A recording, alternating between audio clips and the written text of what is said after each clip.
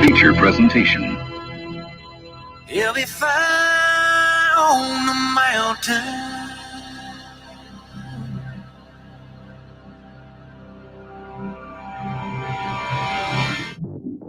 JB and Darren on the JB and Goldwater Show. Line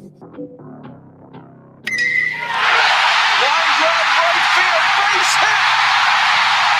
South Carolina wins the College World Series. Watson, touchdown. Hunter Winthrop. He got him, and it's all over. Coastal Carolina rules the roost. They win the championship. And South Carolina has won the national championship. The Senegal baseball team has done it again, but this time the Bulldogs beat one of the top teams in the country. They are giant killers. Get the ball to Bennett. He does.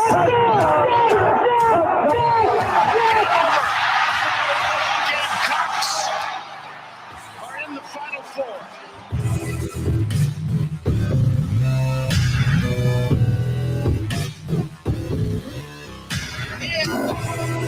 All right, greetings and a good Tuesday afternoon, and welcome aboard the JB and Goldwater Show, live, loud, and online, and driven by our friends and yours at Stokes Volkswagen. Find them at stokesvw.com. Find us on the JB and Goldwater app. Download that into your phone. It is free. You can watch and listen to our program daily in its entirety, and then you can always go back and watch and listen as well if you happen to miss something that we have said, discussed, or had some fun with around here, which we'll do until 2 p.m. this afternoon. If you're watching to the left of your screen with that ugly-looking red, yellow, whatever color it is, Washington National It'd be shirt. red for the national champions, the world champions of 2 years ago. The national champions of baseball. Yes, the world champions of baseball from 2 years ago. Never forget. Oh, okay. All right. Well, don't forget about 1995 either in the Atlanta Braves, okay? Okay, you got it. That's Darren. To the right of the screen, me, JB, and across all social media platforms at JB and Goldwater, individually at Sports Media JB, and at Darren Goldwater. 843-321-8893 is our phone number. It's also our text line, and it is available for use at this point in time. Anything you've got to say, send it along. We'll pop you right into the program and let you be a part of what we get to do here over the next little while. Speaking of which, it's pretty packed. Mic'd up with Mike Morgan, powered by Wando Power Equipment, will join us at 12:30 from Atlanta, Georgia this afternoon. We'll talk to him about his bracket. We'll talk to him about the SEC and who's left dancing from the league. Also some college baseball to get to. He had a couple of games this weekend. We'll talk about South Carolina and their series against Vanderbilt. And much more in that conversation. At 1 o'clock today, a national view at the dance. So put on your tapping shoes or whatever shoes you might wear this time of the year. Tim Doyle, not only can he entertain you, not only can tell you how to make money, but he also kind of knows what he's talking about with these programs, the 16 that are left as well in March Madness. And at 1:30 today, Gene Sapakoff with the Post and Courier, he's going to pop in. He's got a couple of columns out, reasonable expectations for South Carolina football, and we'll talk to him about his latest column, From Luke Murray to Lake Murray, the search for the College of Charleston's next men's head basketball coach. And by the way, are there crossover candidates between these two schools? There could be, depending on who you ask and what type of candidates maybe fit both the Cougars and the Gamecocks programs. We've got some baseball to get to in a little while. Deshaun Watson is in hot water still, and it's a lot warmer than it was yesterday. We're going to get to that in just a little while. But first and foremost, Darren, how you doing, bud?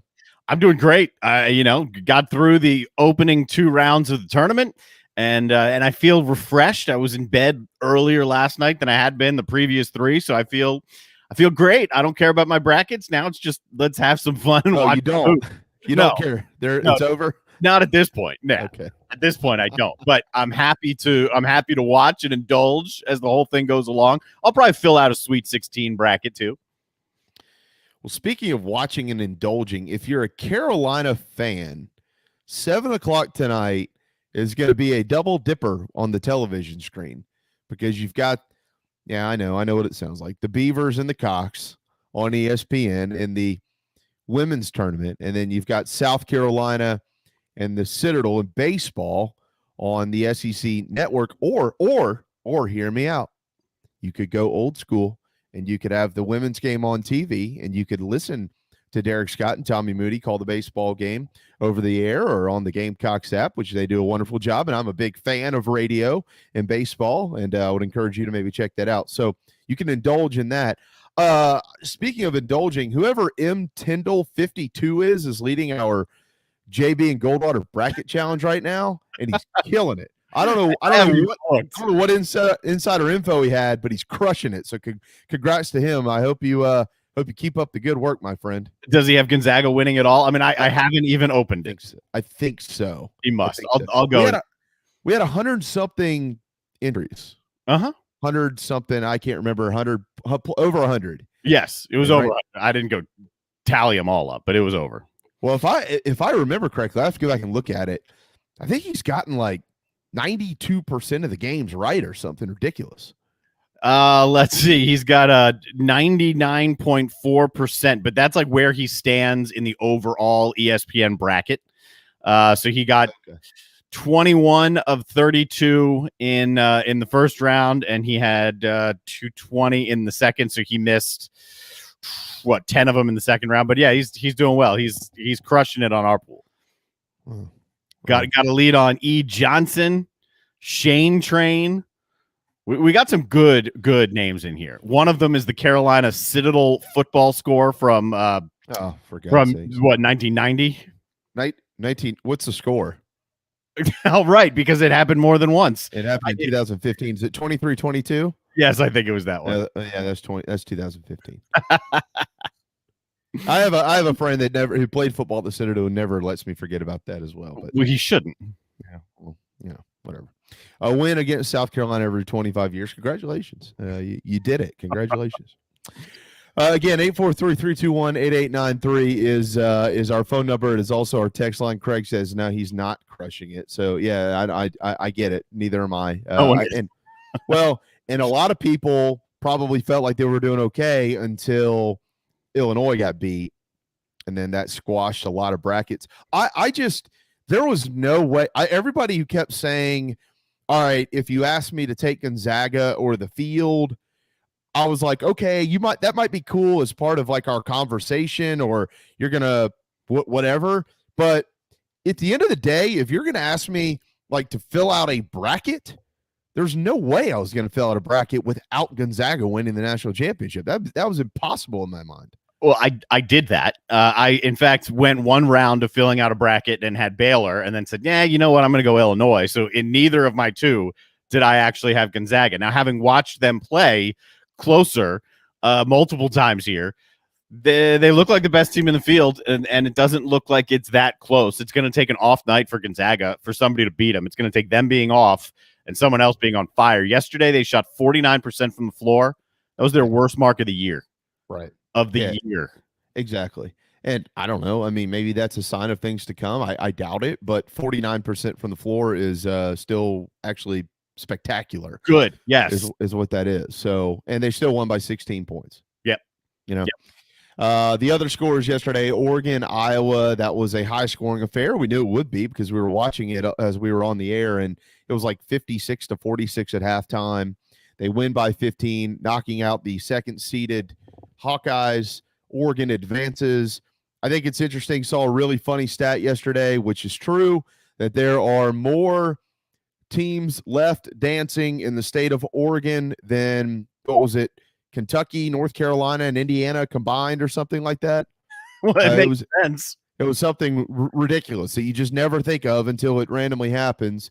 Abilene Christian, even though they had a nice win there in the first round, couldn't get any offense going against UCLA, so they lose by 20, and they're out of it. UCLA advances. Creighton over Ohio. Florida State beat up on Colorado last night. Our prayers with the folks in Boulder as the basketball team returns home and that tragedy that happened there yesterday. Alabama throttled Maryland. 96 points on the board for the second seeded Tide. They look really good. How about Southern Cal last night? I mean, destroyed Kansas. I think the worst loss in the history of their program ever in March Madness. They lost by 34 points, 85-51. So it was not a great night of basketball. The best game that was on was the game we talked about yesterday, and that was LSU and Michigan.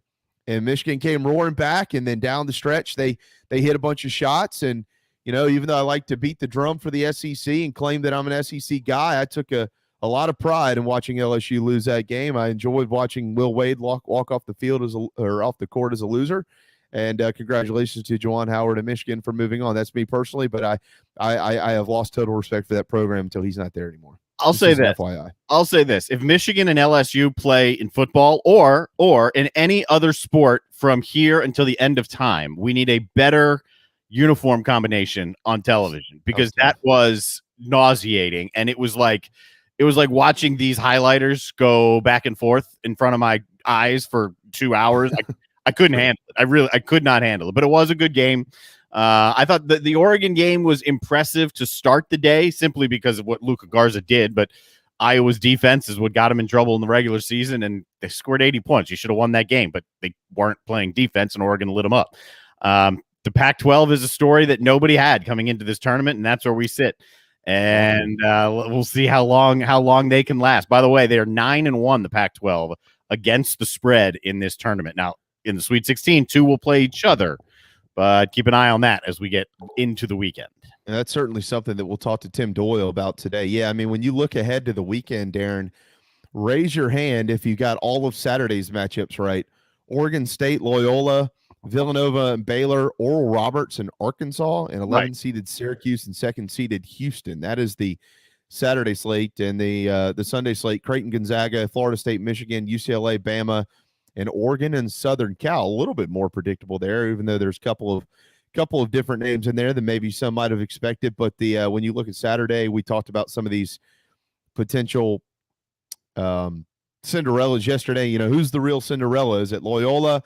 Is it Oral Roberts? Well, we'll probably find out, because I'll say this: if Oral Roberts beats Arkansas, give me ORU this year. I know that Loyola is exceptionally good, but they've got 12th seeded Oregon State. Yep, playing hot at the right time, no doubt. But if it's been 4 years, Loyola was in the Final Four. Yes. You'd be talking about a 15 seed going to the Elite Eight, and Oral Roberts, if they can beat Arkansas this week. That I hate to say this, Sister Jean, I love you, but I think if Oral Roberts beats the Razorbacks, I think they're considered the 2021 Cinderella of the dance. That's fine with Loyola. They don't need to be a Cinderella. They don't look at themselves as a Cinderella. They look at themselves as equals and on the same footing as their opponents. I mean, every single one of them. I mean, I was listening to Cameron Krutwig, who was I forget. I think it was Dan Patrick's show yesterday, and Krutwig said when the brackets came out,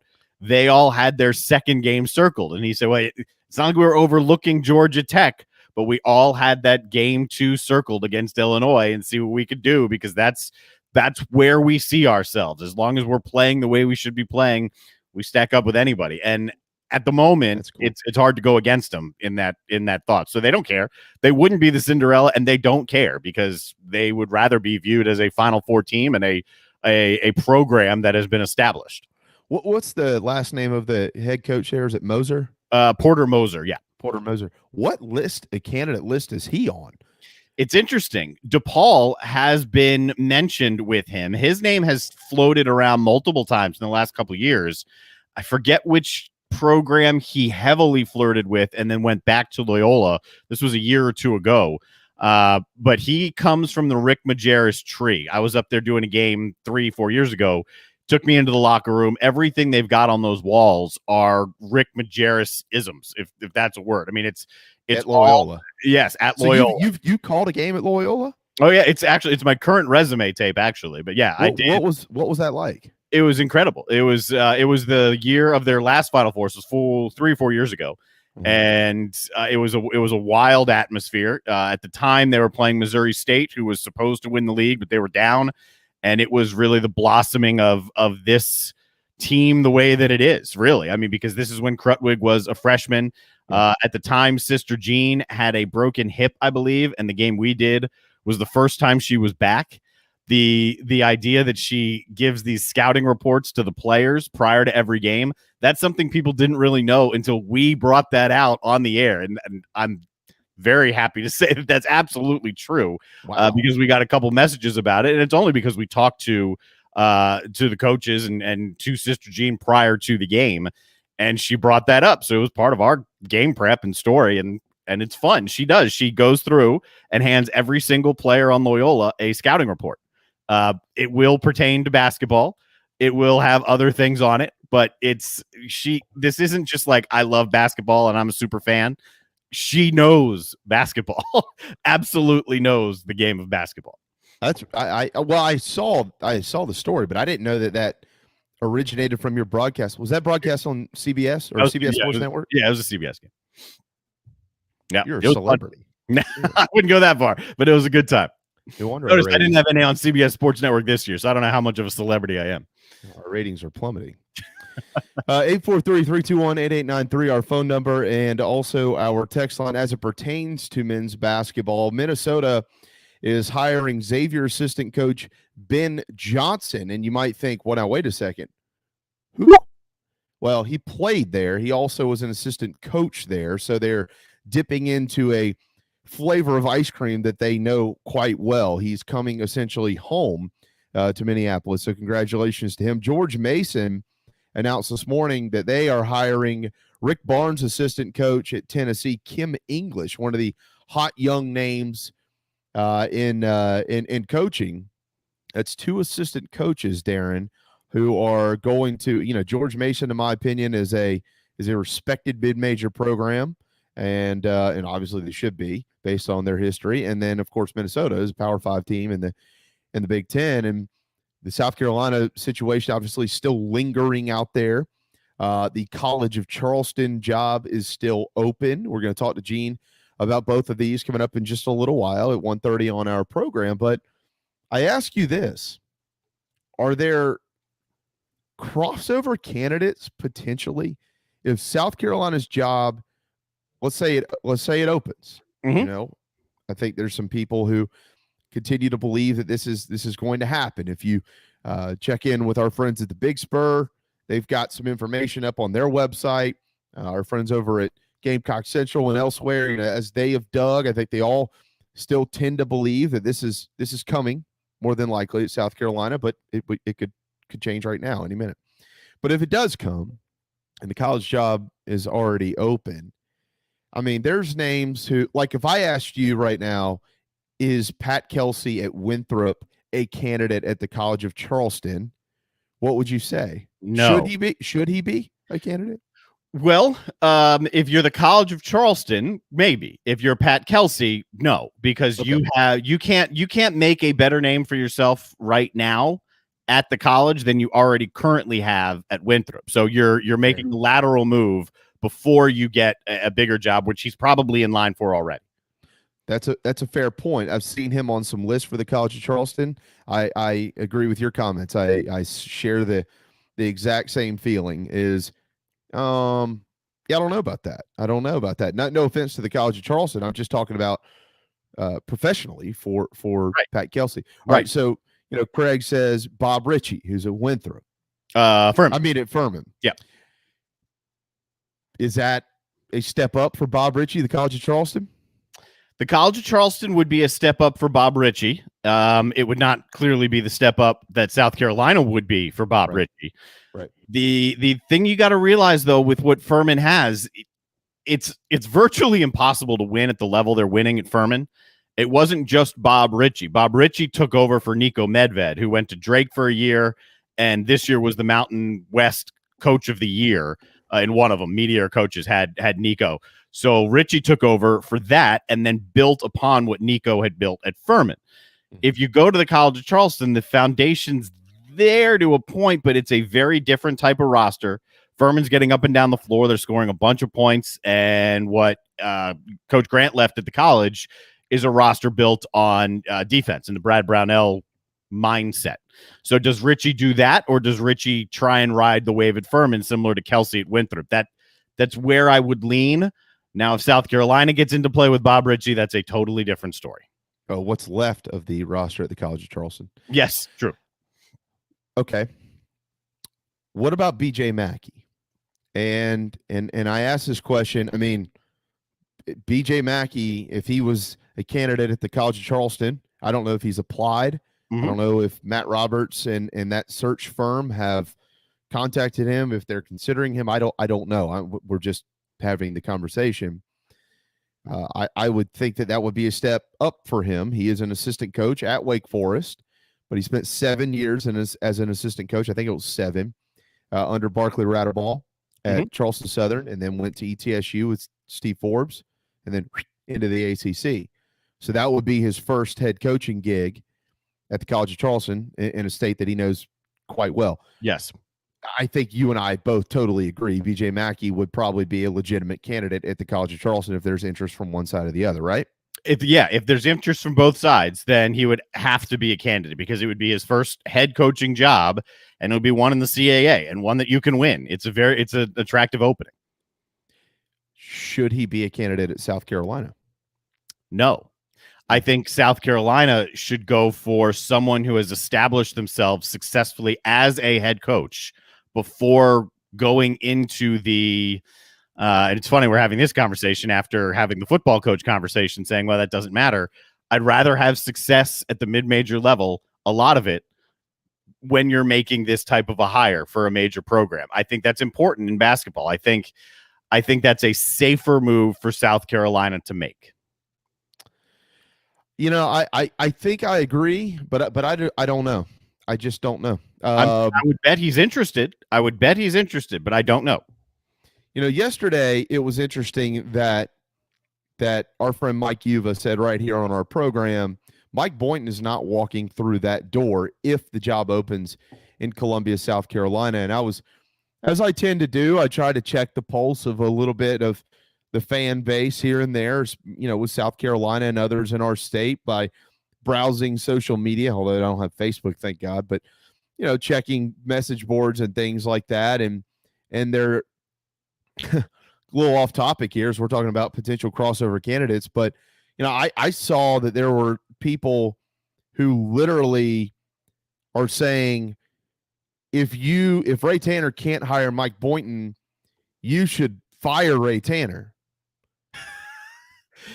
Well,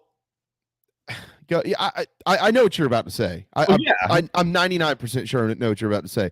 He right now has got OK State where he wants it, and there are whispers out there that maybe Indiana wants to take a peek at him. If you're Mike Boynton and you choose one of those two programs over South Carolina, I'm not sure why that makes the AD why that makes that a fireable offense to the athletics director at South Carolina. I mean, I know they had the Final Four run, but this is a program in permanent purgatory, it seems, and he's right now at the peak of his career. I mean, if he's got other options or better options that will help the rest of his life, I can't blame him for that. I mean, I don't understand a comment like that. We had the conversation. I'm not sure if it was on air or off air. I know it was off air. I don't know if it went on to the air. And I said the same thing. This was last week. There's no way Mike Boynton is going to South Carolina. If there's an opening, Mike Boynton would be crazy to go to South Carolina. He has a team that just picked up the best recruit in the country at Oklahoma State. Granted, they just got knocked out of the tournament. There's a foundation at Oklahoma State. It is a basketball school. They love their hoops at Oklahoma State, and he's got something going. Why on earth do you leave that and go to a place that hasn't been to the tournament in 4 or 5 years and averages once every 9 years when you're in a place that loves you and loves what you're doing and loves the sport you're coaching? It makes zero sense. I don't care that he's a graduate there. I really don't. I went to Penn State. I got out of the chasing the dream of being the voice of Penn State very, very early. You can easily turn down your supposed dream job from someone else because you graduated from that school if that doesn't seem like a logical fit. And Mike Boynton to South Carolina is not a logical fit. It's not going to happen, again, if there's even an opening. Yeah, like a few days ago, we thought more than likely there would be an opening. I mentioned it today. There are still many that can consider that to be the case. I don't I don't know. Based on everything I've heard, I don't even know anymore. I have no idea, and I'm being so truthful about it. I really don't know. You know, I don't necessarily want this conversation to continue to deal in hypotheticals. Right. So I'm going to kind of squash it there. The point was whom are or could be crossover candidates, and I think that you're probably right. I mean, you know, last week J.C. Sherbert gave us a really neat look at a laundry list of previous hires at South Carolina in basketball and where these coaches came from. And, you know, Dave Odom at one point in time was considered a home run and got to one tournament, got bounced out of there by Memphis. Matter of fact, Mike Morgan called that game. He's up next here in our program in about 5 minutes in the first round. Eddie Fogler was a national coach of the year, considered a home run, gets Carolina to an incredible 2-year stretch where they win the SEC title, go up to Kentucky and beat them at Rupp in the whole 9 yards. They get bounced in the first round back-to-back years. Frank Martin was considered a home run hire coming from Kansas State. You looked at what he did. You look at what he's done at South Carolina. To be honest with you, guys, you got a Final Four out of him. I would consider that probably to be a home run in the grand scheme of things, but none of that has produced the consistency that everybody is searching for. And so I don't know if a sitting head coach is right for this gig or not, but I do think if the job comes open, that fans, even though they might not want to open their hearts and minds to this, Darren, should consider the fact that South Carolina may be interested in a coach or two, or a name or two, that the College of Charleston is poking around with. And in basketball, that's different than baseball. It's not like you're going to consider a guy, or excuse me, than football. So, and no offense to the Citadel, but South Carolina wasn't searching for a candidate that the Citadel might be trying to hire in football. Two totally different sports, two totally different things going on here. And it would take an hour to get into all that stuff, but we'll see where it goes. I don't know. We don't right now. If Frank is watching or listening to our program, I hope he understands that I'm not assuming. Yeah, I'm not assuming anything in his future. I have been very vocal in saying that I hope Frank Martin is the head basketball coach at South Carolina moving forward. But we don't really know where it is, and right now having the conversation is worthwhile to maybe set some expectations of what could be to come. If you're going to have the conversation of could there be crossover candidates, you've mentioned the last name without the first name of the guy who could very well be, and it's Ryan Odom. Gene Sapakoff has already reported the college has reached out to him. He is a hot name. Yeah. Possible. But then again, do you want the up-and-comer?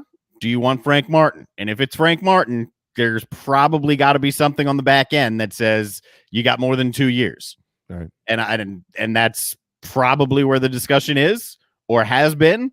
And that's what we've discussed often. I mean, it's not cut and dry. So if he stays, is there going to be additional years added to the contract so that he can recruit? I don't know. A lot of questions out there that need to be answered. Certainly, we'll keep our eyes on that. Today, real quick before we head to a timeout in baseball, Clemson is at Georgia Southern, but they're going to play that game in North Augusta tonight at that new minor league ballpark over there. That's a nice facility, by the way. So Tigers and Eagles will go at it at about 7 o'clock. The Citadel is at South Carolina. That game at 7 o'clock on the SEC network. The College of Charleston, they are playing today. They're back after some COVID issues. And they'll head to Conway to take on Coastal Carolina, who took 2 of 3 from West Virginia this weekend and burned the couches of Morgantown on their way out. CSU, they are at Winthrop today as well. So a couple of the matchups in Palmetto State College baseball this evening. All right, it is time for a timeout. Grab yourselves a cheesesteak at DB's Cheesesteaks and fill yourselves up for lunch as you enjoy JB and Goldwater for the next hour and a half, and we know that you'll enjoy this next segment. Mic'd Up with Mike Morgan, powered by Wando Power Equipment, right here on the JB and Goldwater Show when we return.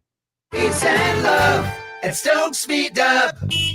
This is Mike Mazzell for Stokes Volkswagen on Ashley Phosphate Road. Whatever you got planned this week, cancel it. 72 new Volkswagens will be sold in the next 72 hours at whatever price it takes. I repeat, 72 new Volkswagens will be sold in the next 72 hours. To the first 72 car buyers interested in saving up to $6,000 on a new Volkswagen for 3 days only. Every new Volkswagen and pre-owned vehicle at our bottom line price. direct to the public, regardless of profit. Qualified purchases with interest-free financing for 60 months, and all trade-ins will be accepted. Interested parties should arrive early for best selection. You will not find a lower price anywhere in the country. 72-hour Volkswagen clearance, savings up to $6,000, 3 days only at Stokes Volkswagen on Ashley Phosphate Road or StokesVW.com. Peace and love at Stokes Meet Up. $16.66 per month per $1,000 for 60 months at 0% APR with 0 down. Plus tax tag includes $499.50 administration fee subject to VCI credit approval. Expires month end. What's up, everyone? JB here. Want to tell you about my friends at Mcfadden Pest Control, as we do every day on our program. I love these guys. They've been in business over 40 years, and they treat our family like they've only been around for 4 days.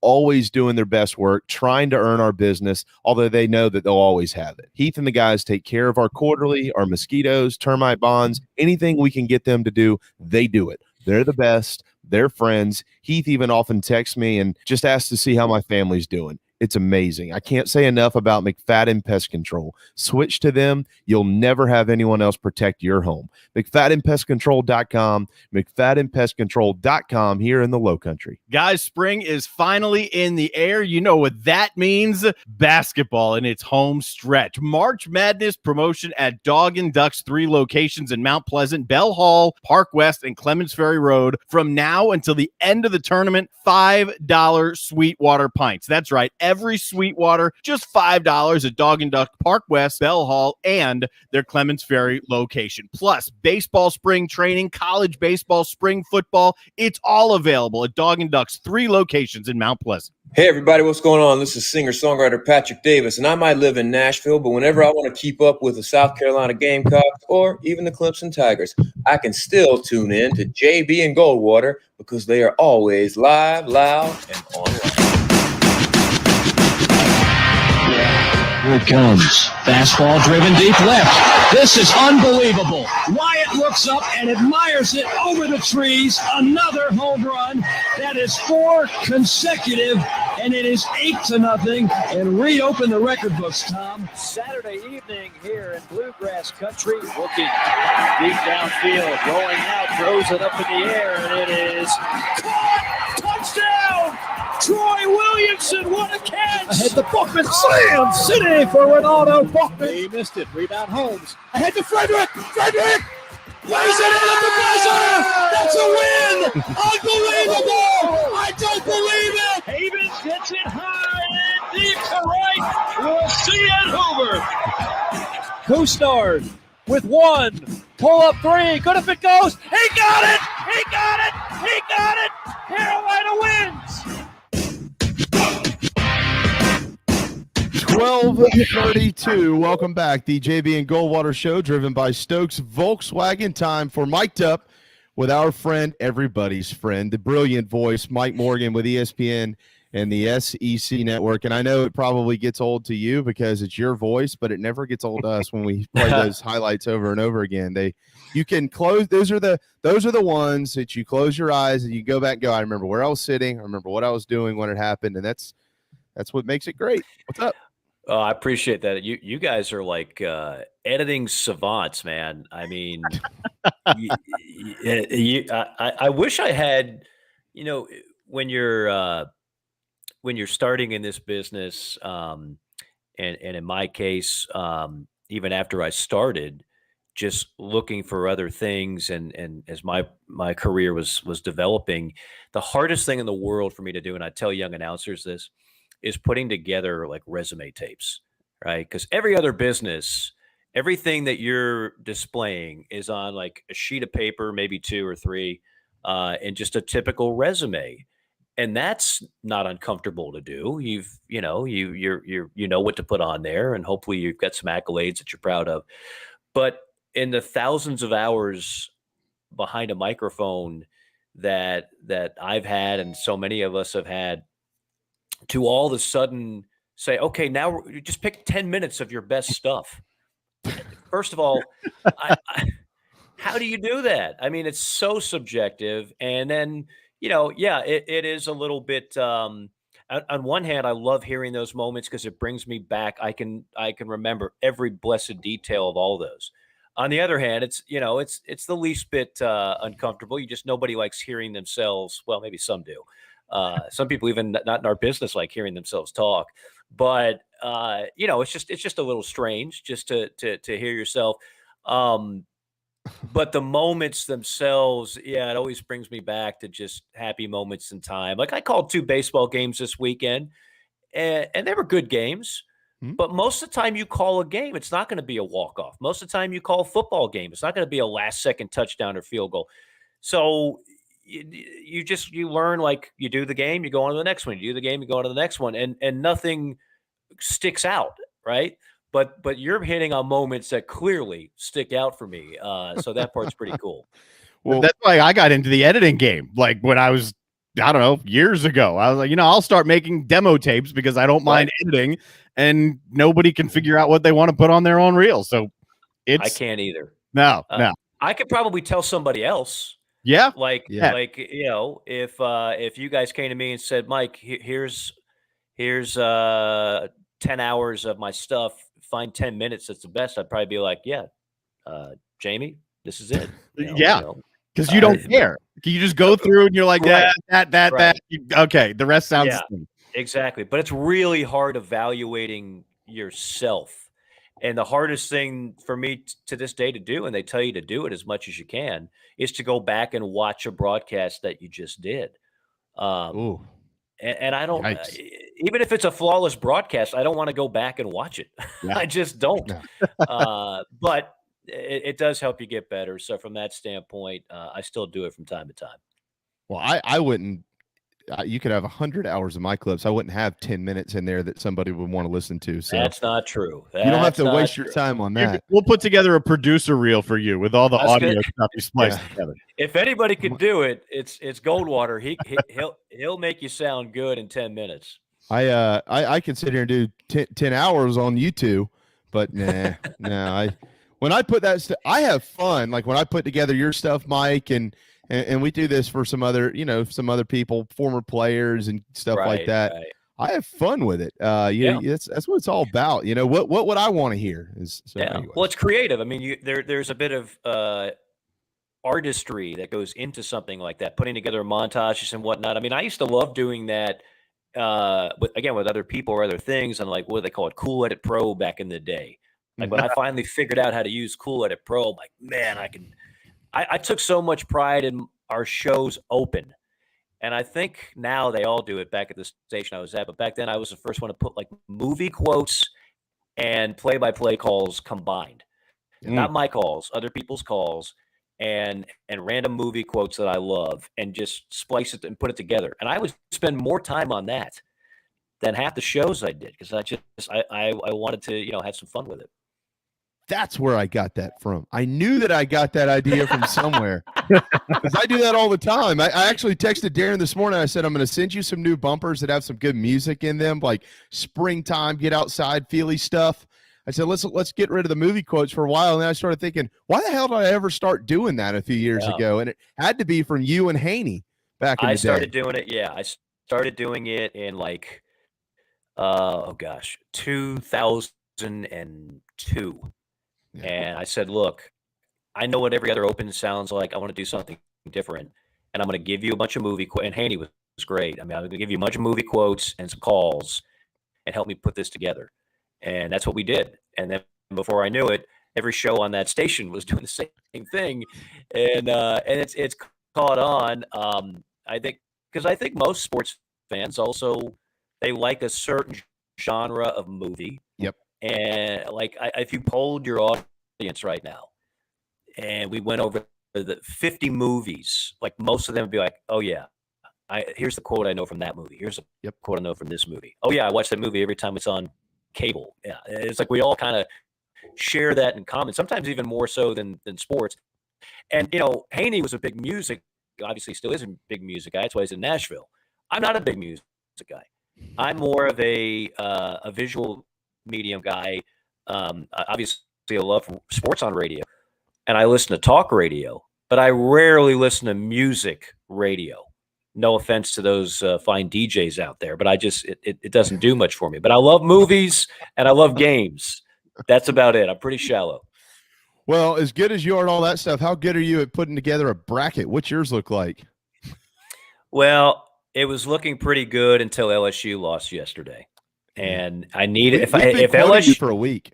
We've been quoting you all week. Yeah. Well, that again, if they go to the Final Four, I look like a genius, and I win every bracket that I'm in. If they don't, I don't look very smart at all, and I'm probably not going to win any brackets that I'm in. How they lost the game to me is just discouraging. It was one-on-one hero ball, horrific shot selection. Look, I'm a huge fan of Cam Thomas, but Cam Thomas in a lot of ways cost them that game. I know he had 30 points or whatever it was. This is why I did not vote for him freshman of the year. I voted for Moses Moody of Arkansas. Moses Moody makes more winning plays than Cam Thomas does. Cam Thomas has got the prettiest shot of anybody in the league, if not the country. Moses Moody he makes more winning plays. And that's what I wanted to see out of LSU late in that game. Michigan just played a smarter game. They're not as talented at LSU. They're not. They just made more smart, intelligent plays top to bottom.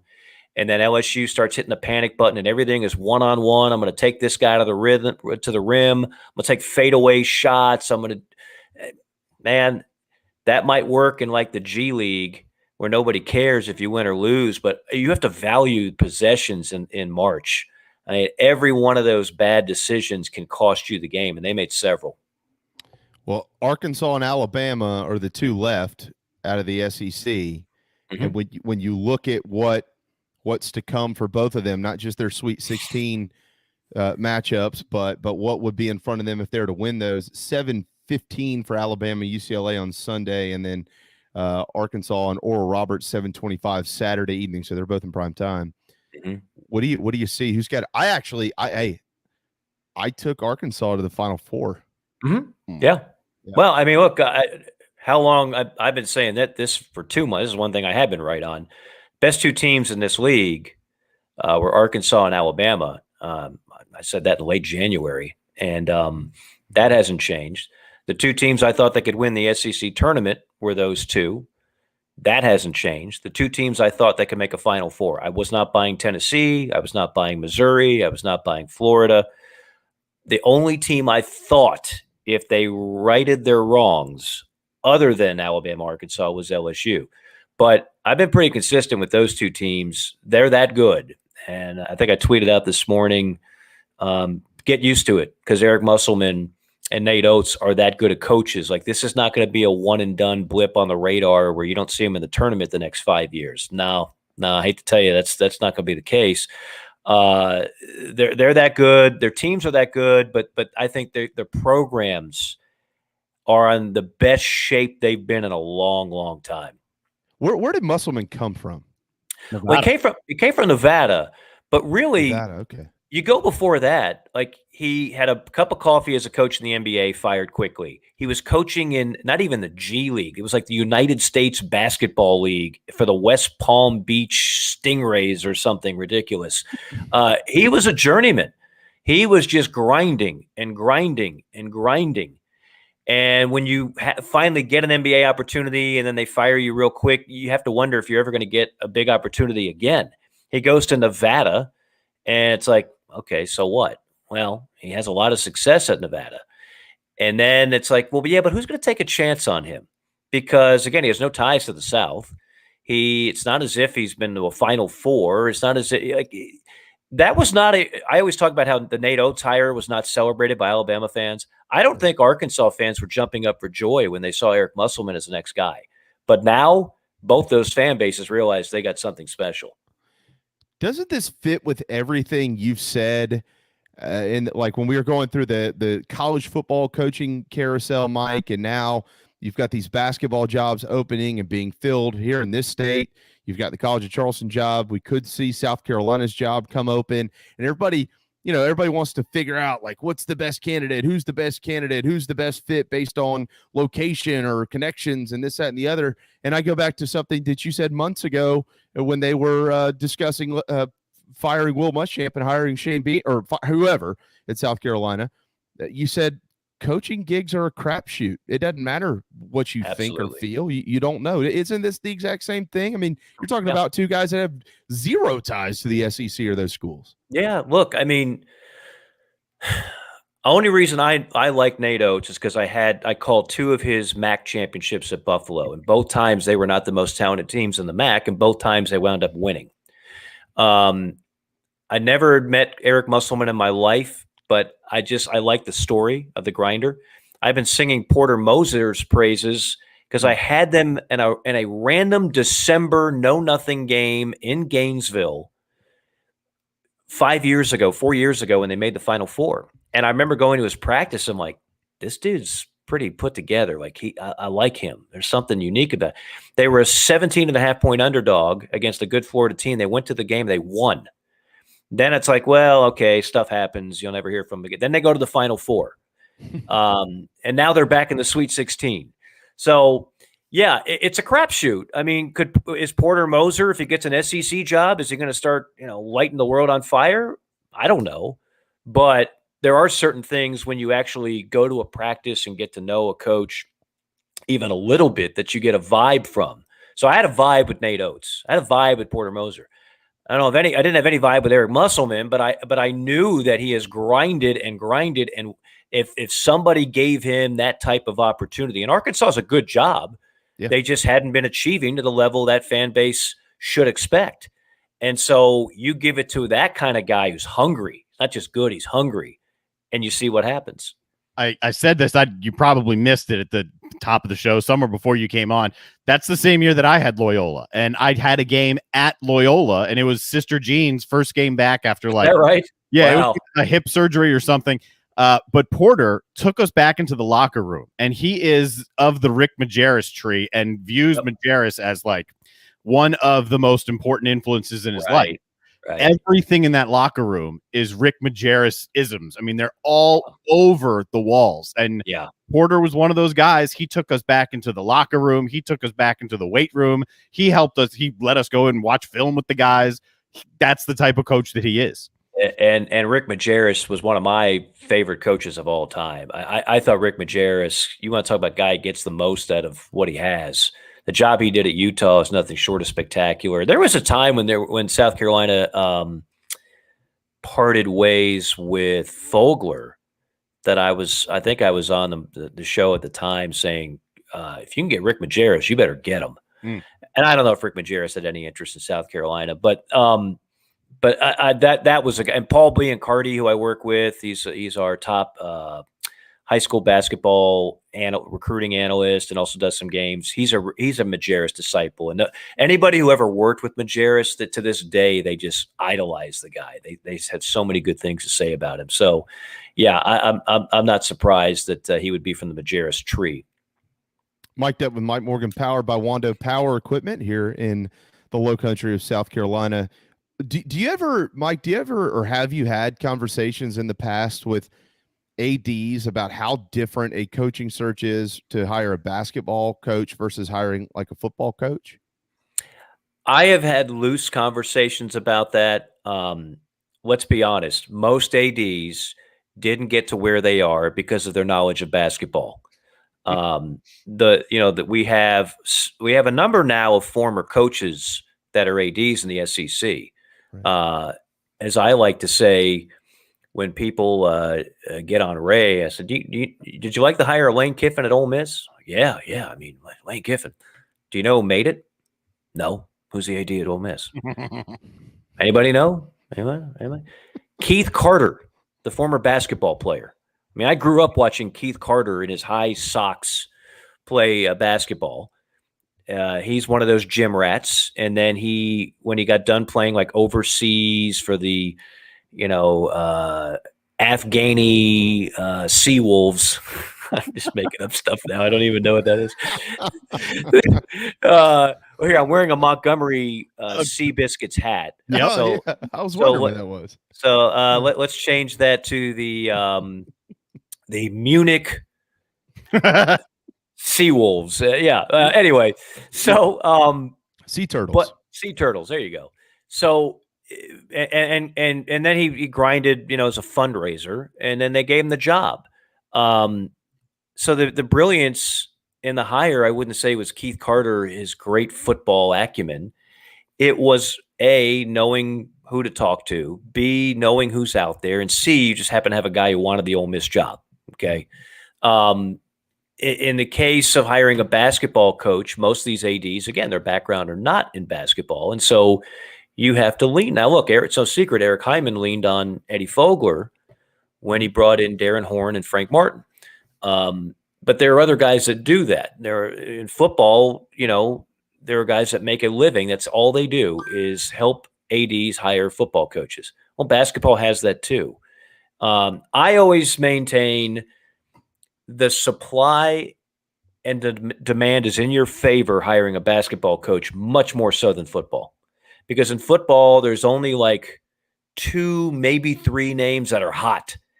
And they're only going to go to a select couple of jobs. In basketball, there are a bunch of mid-major coaches that make a name for themselves every year that are just dying for any Power 5 opportunity. And then you've got other guys who would just gladly migrate from where they are to another job that they think is a better fit. So I've always thought that as an AD, it's an easier to make a solid basketball hire. Again, like you said, it's still a crapshoot, but you can make a very logical, sensible hire that you can be excited about easier than you can in football, where it's a whole lot of, look at all the SEC schools in the last 2 years. They have learned a lot about who they want and who they put on message boards versus who actually they can get.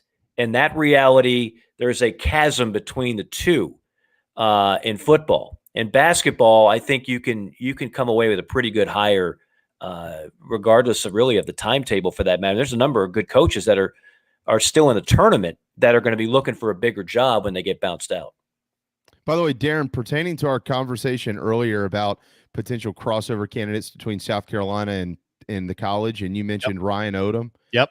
Remember, his dad, Dave, formerly of South Carolina, is a consultant to the agency that Matt Roberts hired to help make the hire at the College of Charleston. Yes, a significant part of that agency. Yeah. It's a interesting tie there. Mike, it's kind of funny. 2 former South Carolina coaches are now making a living brokering deals to get coaches jobs. Whatever you got to do to pivot. Hey, right? Couldn't get it done, so now they're teaching. Coaches can't get it done. Michael, I do want to dabble in some baseball with you for a few minutes before we let you run, if that's cool. Sure. You mentioned all the great calls you've had. I know you probably would have liked to take Tom Hart's place on Saturday. Vanderbilt. Oh, yeah. Jack Leiter, that 16 strikeout no-hitter at South Carolina. Yeah, wow. I told Darren yesterday, I said, I've never seen a better pitching performance of that in college baseball. And as we start to get a glance at the SEC, now they're playing each other. It is, I thought this before, they were right. No offense to Arkansas, but Vanderbilt, when you see, forget Rocker and Leiter, we know about them. When you see the lineup and you see the dudes that they've got everywhere, I mean, Mike, they don't even just play. Yeah, they don't look the part. I mean, they don't just play the part. They look the part. Like they look like the dudes. Yeah, look, what Tim Corbin has built there, it's nothing short of a factory.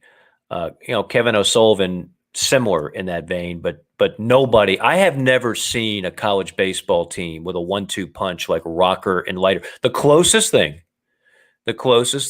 and neither one of these guys threw a no-hitter in college, to my knowledge, would be Bauer and Cole at UCLA, the team that Carolina beat to win the first national title. And I think they were also around in 2011. But, I haven't seen that type of duo since then. I mean, I've done several of Rocker's games. He's the presumptive number 1 pick in the draft. And then Leiter, who's the son of Al Leiter, who also threw a no-hitter. I mean, that's just – it's not fair. And the fact that Carolina nearly won the series and was able to win Game 3 – I hope Gamecock fans realize, I mean, that could turn out to be one of the biggest wins of the year when it's all said and done for a number of reasons. But not many people are going to beat Vanderbilt this year. It's just they are that stockpile. If you're South Carolina, obviously we'll try to bring this home locally here a little bit. If you're South Carolina, I thought going into these 2 series in the league, Vanderbilt, Florida comes to town this weekend. I thought, you know what? I'm probably maybe under what most fans would want to hear. But if they get out of that at 2-4, they're okay. But if they get out of it at 3-3, that obviously means that they won a series. Mike, what would that tell you about the Gamecocks and their future in the league? It would tell me they're in very good shape if you can do that, because I don't think you're going to face two more talented teams all year than Florida and Vanderbilt. So you've got, after this weekend, you've got 24 conference games left. And there's plenty of good teams. You mentioned some of them. But none of them are more talented than the two you start the season off with, Vanderbilt and Florida. So, yeah, if you could somehow split and go 3-3, if you can go 2-4, I'm still feeling okay about things. Yeah. And I know people will look at that Texas series, by golly, we got swept, we didn't score. You gain more in the committee's eyes by scheduling that and losing 3 competitive games than just, beating up on, Georgia Southern for a 3-game series back at the Ray. I believe that. So I think they did the right thing. You would have wanted to win a game or two, sure, but I think it was the right scheduling move. Then all of a sudden you got guys slumping. Maybe your confidence is down. Of course, everybody's on you again, and that's just become the nature of the beast by winning 2 titles. Now it's like every time you lose a game, there's just people blasting everybody. It's insane in a lot of ways. It reminds me of LSU, quite frankly. That's the kind of stuff that goes on at LSU. Paul Maneri's been coaching there for about 17 years. He's won 1 national title at LSU. But I still like the team overall because I like what they have on the mound. Now, I'd like to see more offense. There's no doubt about that. Wes Clark can't do it himself, and he needs other guys to step up. But no, I think that team is going to be in the thick of it for postseason. And at the end of the day, that's what you need to do. You need to get in a regional. You'd love to host it, but if you can't, at least get into it.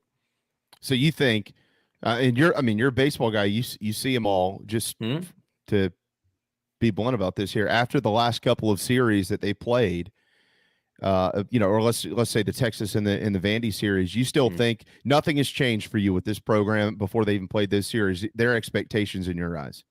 I think the expectations are to go to the postseason, and I think they'll be very disappointed if they don't. And I think with the arms that they have, they should expect to be in the postseason. I don't think there's any question about that. And from that standpoint, that pressure is real. Let's see what they do this weekend against a very good Florida team that just pulled off a 3-game sweep against A&M. Well, let's see how they perform against that squad, because I know Florida lost. I mean, they have some losses that I'm sure their fans are scratching their head over. They started off losing 2 or 3 at home to Miami, a same Miami team that got absolutely blasted by Florida State. They lost some midweek game. I think they lost to FAU on one of those games. Now, if you know more about college baseball than outside the bubble, I mean, Coach Mack at FAU has been running a really good program for years, decades. Yep. So that's not an embarrassing loss, but to their fan base, it might be. But no, I think that's going to be, again, you're going to be challenged to the max for 2 consecutive SEC weekends. And I'm not going to tell you it gets easy, but it gets easier for the next 24 league games after that. Whew. Well, and you still have top 5 teams down the stretch, but they're not named Florida and Vanderbilt at this point in time. And again, and they don't have guys throwing no-hitters all over the place. Well, the amazing thing about that no-hitter was the stat that came with it. Last Vanderbilt no-hitter since 2019, thrown by Kumar Rocker. Right. I know. It's insane. I mean, they just what they've built there. I remember doing games at Vanderbilt before Tim Corbin, and it was bleak. It was dark and bleak, but now they are a juggernaut. Yeah, they've at least made that. I still call it a dump of a ballpark, but they've made it manageable. So whatever. Congratulations, baby. Your words, not mine. Yeah, they're mine. They're not yours. No, Mike didn't say that. He calls games there. Mic'd up with Mike Morgan, powered by Wando Power Equipment. They've got the open house coming up Friday and Saturday, beginning at 8 a.m. I'm telling you, I said this yesterday, you don't see this anywhere. 20% off of select Hustler commercial mowers. It doesn't happen. It only happens twice a year, and these are the 2 days that that you can get that deal at Wando Power, wandopower.com. They power this segment every week. They power our program daily, and we're so thankful for the Price family and what they do. People come from Orangeburg. They come from Myrtle Beach. They come from Beaufort, everywhere to come spend time and money at Wando Power Equipment, where they'll service it if you buy it there on Daniel Island. I know you know them well, and they're big fans of yours, and you're fans of theirs, and we're Absolutely. happy. We're one big happy family around here now. So. We all just join forces. That's right. To combine on this power segment every Tuesday. Can't do it without Wando Power Equipment, and we power together for this power segment. What about Stewart? I can imagine he's busy right now. You got stimulus checks, tax refunds flying all over the place. I can't imagine what he's going through. Here's what I tell, and a number of your listeners have already called Stewart and have taken advantage of his services. The number one question you get that he gets is, with all that's going on with new leadership and everything else in the world, and gas prices going up and interest rates, the bottom line is this: no matter where the rates are nationally, he's still going to get you the lowest rate. So even if they go up a half a point because of what's going on in this economic climate, you're still going to save thousands with one simple phone call. And it's right there at the screen. Look at that. Stuart Wingo, 803-319-1777. I've used him during a recession, and I've used him when the economy's great. And each time I was happy knowing that I saved more using him than the other guy. So for me, it's a no-brainer. You tell him you heard about it right here with myself and JB and Goldwater. 803-319-1777. One of the few phone calls I can advise people to make to actually save that kind of money. There you go. We've just told you what to do with your stimulus checks and your tax refunds. Go buy yourself a new mower at Wando Power and refi the home, or win-win. Whatever you plan. And generally, when you refi, you get more money back. So that's right. Not? That's right. And as it goes, as we started this conversation with highlight reels and things like that, and boom goes the dynamite. Don't include that on a highlight reel. That does not go on a demo. I think it's the best one ever, to be honest with you. How cruel is the person working at that student station that said, you know what, let's take a copy of this and put it on the internet. With friends like that, who needs enemies? I bet he thought he was being funny. And then he knows, like, he's just killed the kid. That poor kid. I think he's now, like, he's doing something in news or something. So he did recover. So that's a good thing. Yes. Oh, I would have hired him in a hurry. Well, he had 50 million people watch that clip. I would have hired him like that. Yeah. We all used to do stuff like that, make blooper reels and stuff. And it's funny when you keep it in-house. But when you just post it on the internet, that's not funny. That's not cool. Well, it is cool to have you, man. We always appreciate that, certainly. Quickly, about a minute, what's your schedule this week so we can watch and I'm working the Kentucky Auburn series, and I've seen Kentucky. Kentucky's got their best team since that super regional a few years ago. Coach Mingione and company, they've got some good young arms, so they'll be fighting for postseason. Auburn, the last time I had an Auburn game was calling their win at North Carolina, game 3 of a super, to make their first World Series since '97. So now they got off to a rough start, and they got swept last weekend. Now they're at home now. We'll see how they bounce back. But love the job that Butch Thompson has done. Gabe Gross is a friend of mine. He's their hitting coach. I used to work with Gabe, of course, for ESPN. And I still think Auburn's program is headed in the right direction, but it'll be a big series for both those teams. And then I got some football coming up. I've got the Mississippi State spring game and a FCS playoff game. So just when I think I'm juggling just one sport, we throw football back out there this spring, which I love, but it'll be fun. These series, that Auburn Kentucky series this weekend, these are the series that tell us how strong the core of the league is. The SEC. Right. We know how strong the top is. We know what the bottom looks like, but this will. Yes, correct. How deep is this league? Is it going to be able to match, the record that's set a couple of times with 10 bids? Well, these are two programs that would be competing for some of those 10 bids, Auburn and Kentucky. Mike, thank you so much. As always, a special time. We look forward to doing it again next week, and we'll certainly look forward to the series this weekend with your voice attached to it. Can't wait, brother. Thank you. Absolutely. Always enjoy it, guys. Be good. Always. Mike Morgan with ESPN and the SEC Network. Time for a timeout. When we return, Tim Doyle with CBS on March Madness right here on the JB and Goldwater Show, driven by Stokes Volkswagen. What's up, everyone? JB here. Want to tell you about my friends at Mcfadden Pest Control, as we do every day on our program. I love these guys. They've been in business over 40 years, and they treat our family like they've only been around for 4 days. Always doing their best work, trying to earn our business, although they know that they'll always have it. Heath and the guys take care of our quarterly, our mosquitoes, termite bonds, anything we can get them to do, they do it. They're the best. They're friends. Heath even often texts me and just asks to see how my family's doing. It's amazing. I can't say enough about Mcfadden Pest Control. Switch to them. You'll never have anyone else protect your home. McFaddenPestControl.com, McFaddenPestControl.com here in the Low Country. At Patriots Point Naval and Maritime Museum, families walk in the footsteps of our nation's heroes, the brave ones who risk their lives to defend our way of life. Home to the aircraft carrier USS Yorktown, USS Laffey, and the USS Mcguire, there's more than 1 million square feet of exhibit space to roam. White Glove certified, we have several new health safety measures in place to enhance the visitor experience. Come for the day and leave feeling inspired. One of the most impressive museums in the country, located right here in Mount Pleasant. Visit patriotspoint.org for more. We'll see you soon. Bourbon and whiskey drinkers of Charleston. Paddock and Whiskey on James Island and the Terrace Shopping Center on Maybank is your home for the finest and rarest bourbon and whiskey drinks in the Low Country. This is where I hang out. Go meet my friends Reed and Chris and try one of their exclusive barrel pick bourbons. They have the largest private barrel collection in the state, and let their knowledgeable staff recommend your next pour. PaddockandWhiskey.com. Let not your heart be troubled. Paddock and Whiskey is here for your next double. We're all friends around here. Paddock and Whiskey, proud partners of the JB and Goldwater Show. This is Scott Glaze, head golf professional at the Links at Stono Ferry, located on the outskirts of Charleston, South Carolina. I'm inviting you to tee it up on one of the most scenic and challenging courses in the Low Country. Our back nine is highlighted with 3 holes that border the Intercoastal Waterway. Visit stonoferrygolf.com to book tee times and discover all that Stono Ferry has to offer. The Links at Stono Ferry is a former South Carolina Golf Course of the Year and is also home to the College of Charleston men's and women's golf teams. Come see us. We would love to have you. stonoferrygolf.com. Hi, I'm Chris Half, Public Information Officer at the Patriots Point Naval and Maritime Museum. We're home of the mighty USS Yorktown, USS Laffey, Mcguire, and Vietnam experience. And we're a proud partner of the JB and Goldwater Show. We invite you and your family to come see us and enjoy a day on Charleston Harbor.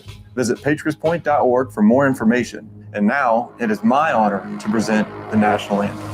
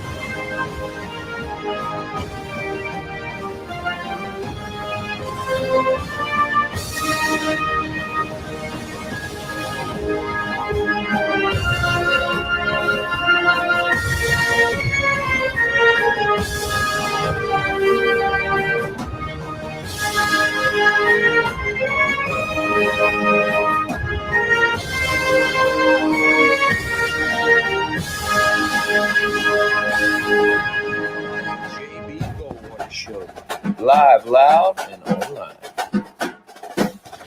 All right, final hour on this Tuesday afternoon. Welcome back to JB and Goldwater Show, protected by Mcfadden Pest Control. March the 23rd. Darren Goldwater, Jamie Bradford here until 2 o'clock. Thanks to ESPN and the SEC Networks. Mike Morgan for joining us in that last segment. By the way, before we get Tim in here, I just had to do it, but now that we brought it up, I had to pull up the YouTube clip of old Boom Goes the Dynamite. And I forgot that early on in his broadcast there, he just went with a, oh no. It was I didn't remember that at all, in fact. But what's his name is the important thing, because then we can Google him and see if in fact he actually has landed on his feet again. I don't know. Maybe Tim knows. Maybe he never has anything to do. What's he covering basketball or something these days? Maybe he can't hear us for some reason, but maybe he hasn't put his headphones in, and that's what's going on. Yeah. Okay. Now you hear us now. Okay. It was on your end, man. I am an idiot. Let's just start off by announcing that I am an idiot. We all had to learn these home studios. Yeah. And so I feel like Will Ferrell from Wedding Crashers. I'm like this. Keep the kids quiet. I'm a big fan in your home studio setup here that right over the shoulder is the big blown up best hair in the Big Ten Doyle. I mean because that's true. We're big fans of guests of ours that have good hair, and you're right in line with them. Here's what happened, JB and Darren. We were so bad my senior year at Northwestern. The marketing girl, I was 24 my senior year. Don't ask me why. But the marketing girl was 26. I'm sorry, marketing woman. I don't want to offend anybody. And she brought us in. She goes, we're going to be horrible this year. I said, we're not going to be that bad. She's like, we're going to be horrible. She goes, can I market your hair on all the trains and buses? I was like, all right, if you insist. And it actually propelled my announcing career. And it's awesome to be here. What a weekend, huh, boys, of basketball? Oh, man. No, what was your record, by the way? How bad were you? I guess when you pick Iowa to win it, that's bad. But I did have Loyola playing Houston in that region. No. I meant your senior year. We played 16 conference games. 70 we won. We won 2 of them. Was it Penn State both times? It was Penn State once, and then it was Minnesota one. We might not have won a lot of games, guys, but we covered a lot, and then sometimes that's all that matters. So I threw this stat out as we swing this back to March Madness here. The Pac-12 is 9-1 against the spread. Did anyone have it? How did you have it? And can it continue? I didn't have it. I work with Kenny White, who's the Wizard of Odds. And before the tournament, he had a pretty simple statement. He just said, fade the Pac-12. So obviously he didn't do too well betting against the Pac-12. I think the problem with the Pac-12 is we're all in bed. And as we get older, we go to sleep, and we're not diving into those games. I always start off when they ask me about Pac-12 basketball, I just say, I have a 6-year-old and 4-year-old. I don't watch their games. I don't stay up late enough for them. And that's unfortunate. Is that lazy on my behalf? I don't know, maybe, but I have a day job. I sell credit card processing. I can't be up to 1 a.m. watching Oregon play Colorado. So, it's a fun storyline that could develop. If USC beats Oregon and Gonzaga is going to win, the 13-point favorite over Creighton, you could have the best draft prospect in Evan Mobley going up against the best team in Gonzaga. The games have been great. The storylines have been great. And I think, there's a lot to talk about. Mm-hmm. I agree. Hey, by the way, a quick note on Southern Cal. I didn't realize this till last night. Chavez Goodwin, who plays for them, is from Columbia, went to the College of Charleston, transferred again, and now he's out at USC, as we call it, West Coast. Remarkable. He had a hell of a game yesterday. They looked dynamic. They're more than just the 2 Mobleys. He's got 6 guys that are averaging more than 6 points a game. He's got diversity there. I mean, they embarrassed Kansas. That was the largest Kansas loss in the history of the NCAA tournament. And then they beat up on Drake. Now, they caught Drake without their 2 best players. And JB, it's not who you play, it's when you play them. They caught them at the right time with injuries and stuff. But Mobley's my fear of when I'm 80 years old, what basketball is going to look like. If that's what it morphs into, that everybody is 7 foot with an 8-foot wingspan, he could be sitting on the toilet in a studio apartment, cooking an egg and answer the front door all at once. That guy's got arms on top of arms. Did you see Loyola this year? Did you have a Loyola game? How different or similar are they to the Streetser Final Four run of a couple years ago? They're better. And I've been saying that all year. They got hosed with their seeding. But let's be honest, Illinois got hosed with their seeding. How could you possibly play Loyola in the second round? Loyola, the problem was, and I get it, the committee could say, well, they didn't play anybody. You're right. You want to know why? Because nobody wants to play them. You know how hard it is for them to set their schedule? Like, no disrespect to Frank Martin, and I like Frank a lot, and I think he's gregarious and stuff. He ain't going to Loyola Chicago. I'm telling you right now. He's not going up there to play that game. So when I saw them, and as they grew together, as the team kind of grew and he figured out the rotation, because Tom Welsh used to play more, then he started bringing in the big guy Hudson, because Cameron Krutwick, the big guy for Loyola, is a national treasurer. Like, he's going to be running a waste management company somewhere on the south side of Chicago one day. He's got like the dirty stash. He's got the bald. Like, he's so much fun to watch. And if I had to describe my basketball game, I was him at 6'5". And now that the brackets opened up for them, you know, they got Oregon State, who they're big favorites over. They're going to play Houston. And now, guys, I had Houston beating Loyola in my bracket. But now I'm going to be rooting for Loyola, so I don't know what to do. But the fact that I had Iowa winning it all, my bracket's completely blown up. So you have Houston going to the Final Four? I have Houston losing to Iowa. Ugh, I guess that's not going to happen. But Houston was life and death to beat Rutgers. And I had a huge bet on Houston money line that I wrote off when they were down 10 late in the second half. Somehow, some way, they win that game. I did cash an enormous ticket 2 days ago with Ohio money line against Virginia. Maybe that was 3 days ago on Saturday. And I came to the last leg. And I tell this story because I want you to pay attention. If you guys start gambling, you have to do this. Whenever you have the last leg of a parlay, you got to hedge. And I put up $1,000, and the parlay was paying me $13,800. So the casino offered me a $3,000 buyout. Now, my wife obviously doesn't know this story, so let's hope she doesn't watch this. Okay? So I'm thinking, I'm sitting there, I'm like, man, I should just take the buyout. Like, it's $2,000. But I'm like, Darren, I'm like, that's not a Tim Doyle move. Tim Doyle doesn't get bought out, right? So I bet Virginia on the money line minus 310.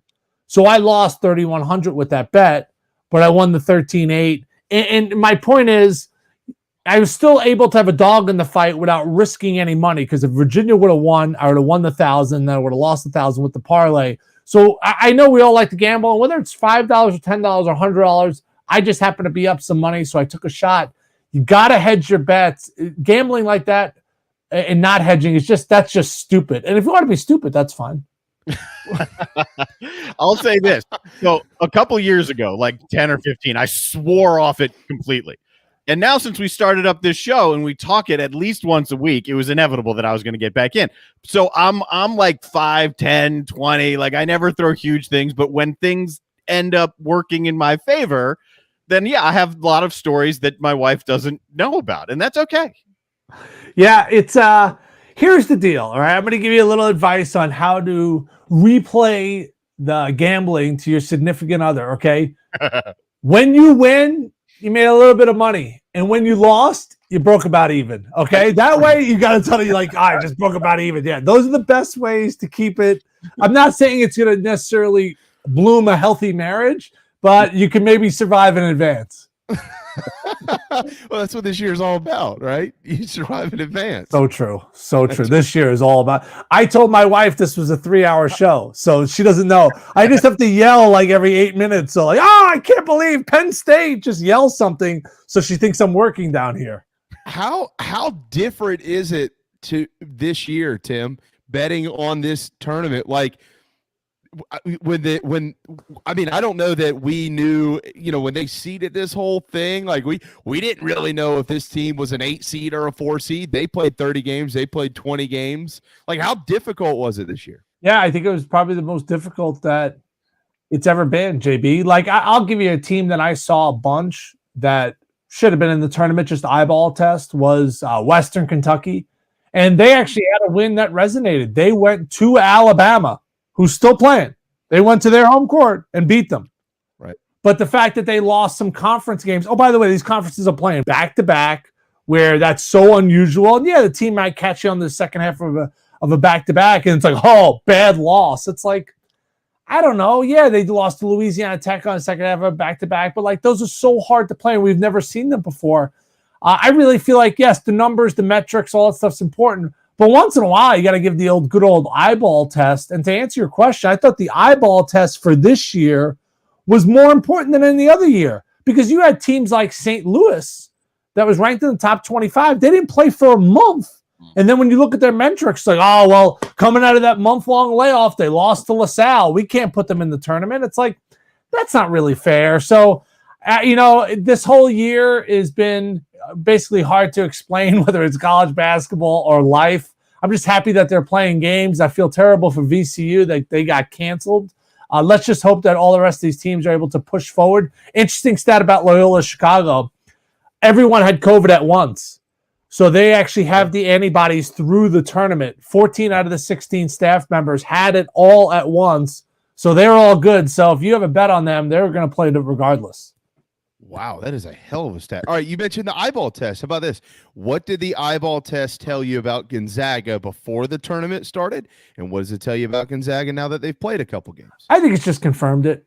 You know what I mean? Like, it's just confirmed that they're the best team. I knew it. I was saying it all year long, but my thought process with picking Iowa, and it wasn't because I wanted to be a jackass, even though I love being a jackass. Like, I thought this, and hear me out. This is why I thought this. I thought if they played Iowa to go to the Final Four, the game was going to be in Indiana. Darren knows this, being in Big Ten country, being a Penn State fan. Like, Iowa's going to show up. They ain't nothing to do in Iowa, right? So they're going to show up to that game. That's going to be as much of a home game for Iowa against Gonzaga than you could imagine at the full capacity. They're going to have a ton of fans there. They already saw them once. They lost to 11 in like a weird 11 a.m. start in South Dakota. Like, they had Garza.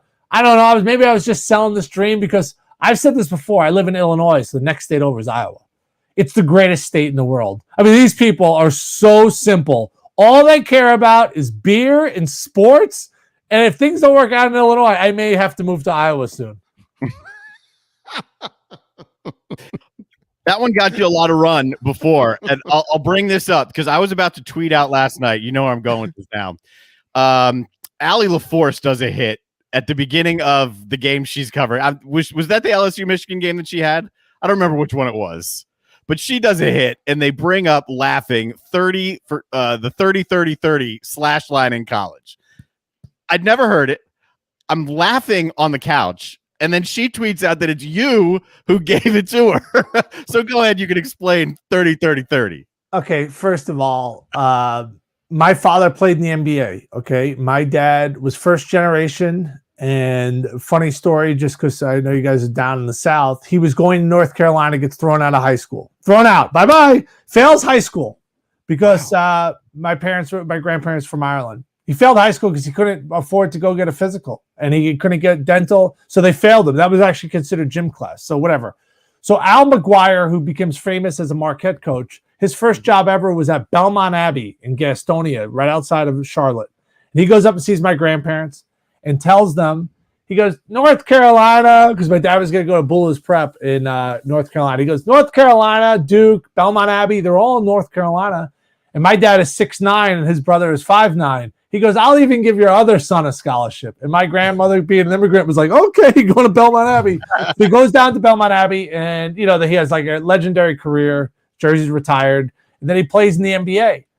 So whenever growing up, we would always tell stories, when we went to camps and stuff, everyone would be like, all right, who played in the NBA here? Raise your hand. And he could always raise his hand, even though he would go check out his stats. They're not that glamorous, right?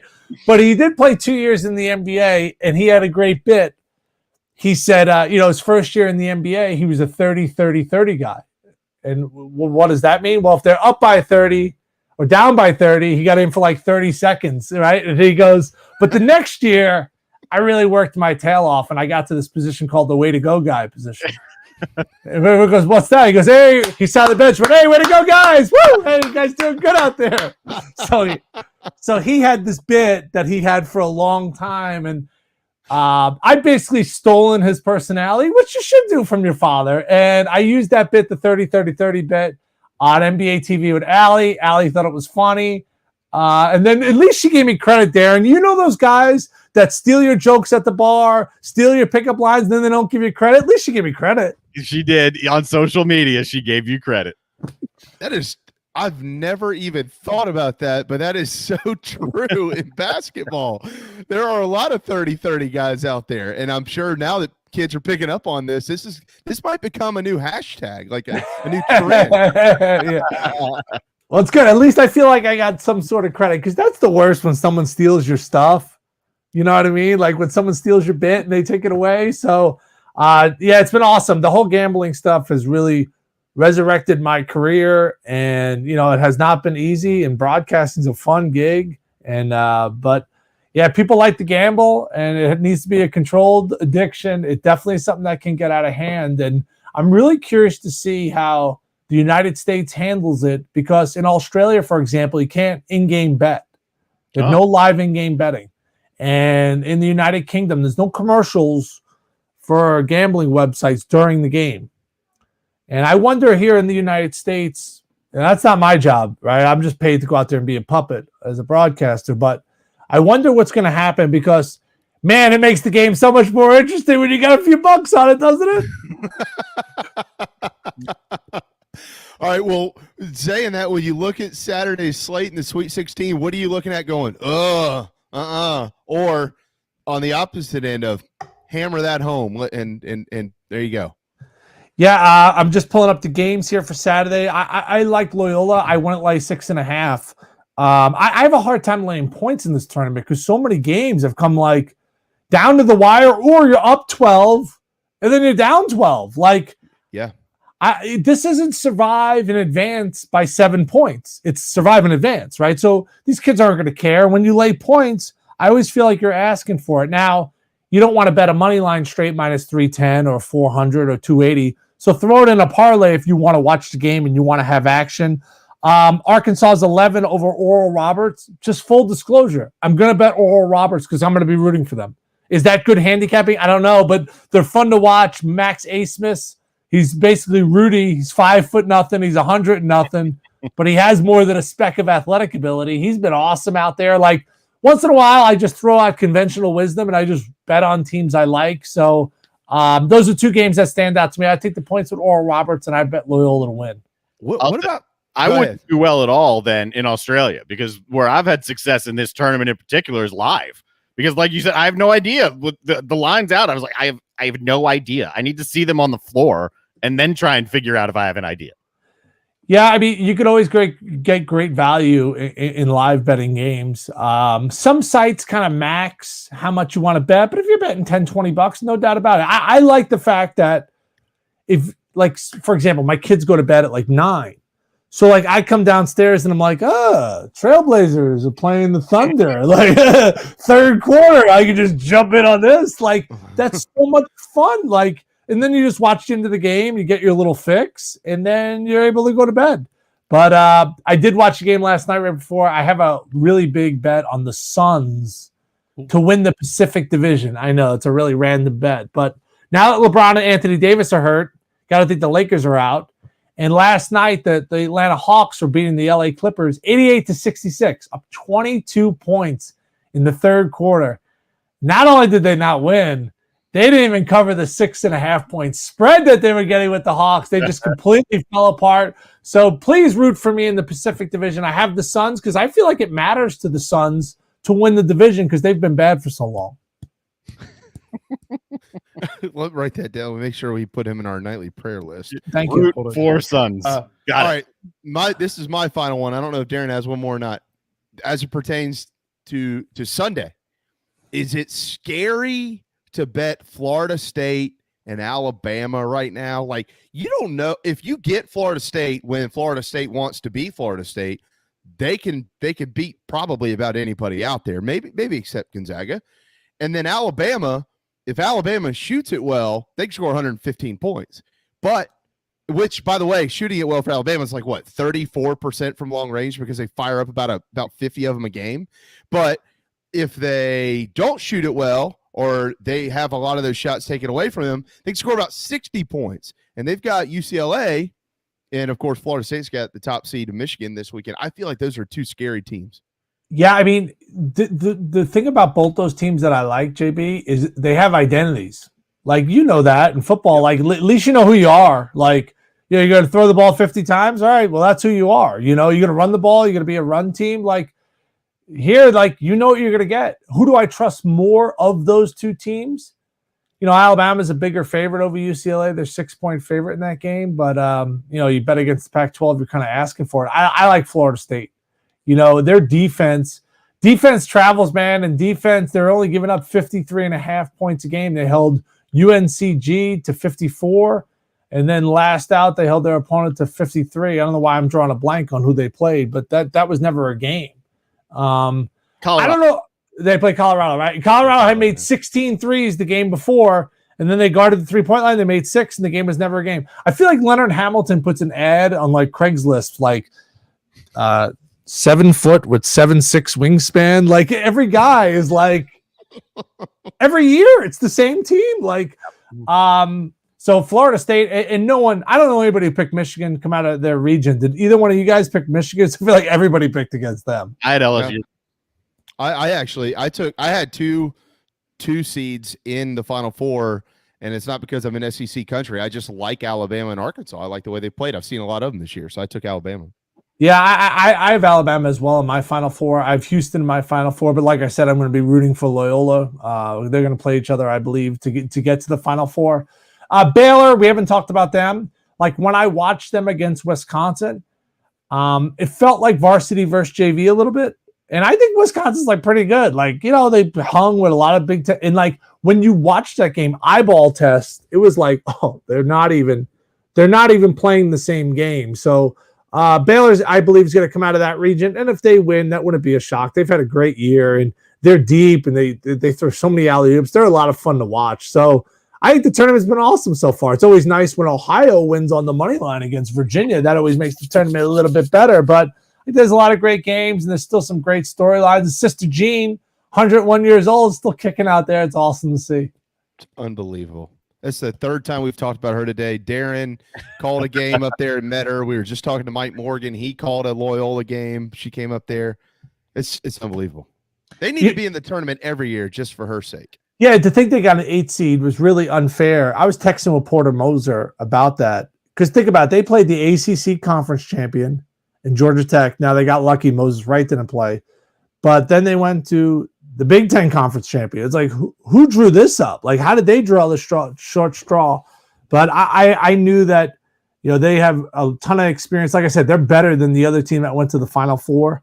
I thought they could beat Baylor until I really watched Baylor the other day against Wisconsin. They can't beat Baylor. So I think they can't beat Baylor or Gonzaga, but everybody else in the tournament, I think Loyola Chicago can beat and beat like kind of convincingly because that game against Illinois, they could play Illinois 10 times. I think they beat them 8. Like they're just a better team. That game was never close. Nope. Do you think Porter Moser will be at Loyola for the foreseeable future? Traditional wisdom would say no, but I know him. And one thing I have to dive into is how old his kids are. I do know that he comes from a well-to-do background, meaning he didn't come from nothing. So he turned down Michigan a few years ago. I got to see where his kids are grade-wise because there is something to be said about your kids finishing, high school. And then after high school, who really cares about kids, right? Like go to college, like see you later. Pay for them to go to college. You're out of here. Like get out of the house. So like for him, I do think he's got younger kids. He'll probably want to see through their high school experience. He's a god there. He could do no wrong. And then maybe as they move on from their career, maybe he thinks about going after a bigger job. I think the bigger job is always going to be there. He kind of has like a Pat Fitzgerald philosophy because the Northwestern coach, he can have any job he wants. Yeah. He can have an NFL job. But he's got young kids. He wants to coach them at Northwestern. So Pat Fitzgerald is going to be the Northwestern coach. He just has to use that other jobs just for leverage to get more money. I mean, that's just flat out business. But he's not going anywhere. And I got to look up Porter's kids. Once they're out of high school, then maybe he takes a job, but not anytime soon. Great stuff. All right, how do you entertain us over the next couple of weeks? Where can folks find you for all of this? Yeah, I'm going to be on CBS HQ, which is download the CBS Sports app. Yep. And we do a great job there breaking down games, looking at the lines, X and O. I'm going to be working with Avery Johnson, former San Antonio Spur. Think about that guy. He went from working with Tim Duncan to Tim Doyle. I mean, where did his life go wrong? Like, think about it. Like everything was so right in his life. Like he's working with like the greatest power forward ever. Now he works for the guy who sits in his mom's basement and lies about doing a 3-hour show. I mean, how did it all go wrong for him? Oh God, that is too good. Cut that part, Darren. That's going into a bump starting tomorrow. Tim, hey man, thank you. What a blast. That was a lot of fun. I really appreciate you clearing your schedule for us, and I hope your bracket makes it through it.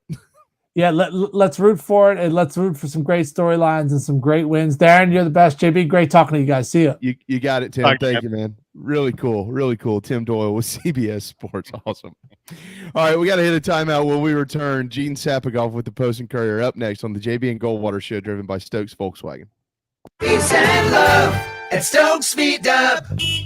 This is Mike Mazzell for Stokes Volkswagen on Ashley Phosphate Road. Whatever you got planned this week, cancel it. 72 new Volkswagens will be sold in the next 72 hours at whatever price it takes. I repeat, 72 new Volkswagens will be sold in the next 72 hours. To the first 72 car buyers interested in saving up to $6,000 on a new Volkswagen for 3 days only. Every new Volkswagen and pre-owned vehicle at our bottom line price. Direct to the public, regardless of profit. Qualified purchases with interest-free financing for 60 months, and all trade-ins will be accepted. Interested parties should arrive early for best selection. You will not find a lower price anywhere in the country. 72-hour Volkswagen clearance, savings up to $6,000, 3 days only at Stokes Volkswagen on Ashley Phosphate Road or StokesVW.com. Peace and love at Stokes Speed Dub. $16.66 per month per $1,000 borrowed for 60 months at 0% APR with 0 down. Plus tax tag includes $4.99.50 administration fee subject to VCI credit approval. Expires month end. What's up, everyone? JB here. Want to tell you about my friends at Mcfadden Pest Control, as we do every day on our program. I love these guys. They've been in business over 40 years, and they treat our family like they've only been around for 4 days. Always doing their best work, trying to earn our business, although they know that they'll always have it. Heath and the guys take care of our quarterly, our mosquitoes, termite bonds, anything we can get them to do, they do it. They're the best. They're friends. Heath even often texts me and just asks to see how my family's doing. It's amazing. I can't say enough about Mcfadden Pest Control. Switch to them. You'll never have anyone else protect your home. McFaddenPestControl.com, McFaddenPestControl.com here in the Low Country. Guys, spring is finally in the air. You know what that means? Basketball in its home stretch. March Madness promotion at Dog and Ducks 3 locations in Mount Pleasant, Bell Hall, Park West, and Clements Ferry Road. From now until the end of the tournament, $5 Sweetwater pints. That's right. Every Sweetwater, just $5 at Dog and Duck, Park West, Bell Hall, and their Clements Ferry location. Plus, baseball spring training, college baseball, spring football. It's all available at Dog and Duck's 3 locations in Mount Pleasant.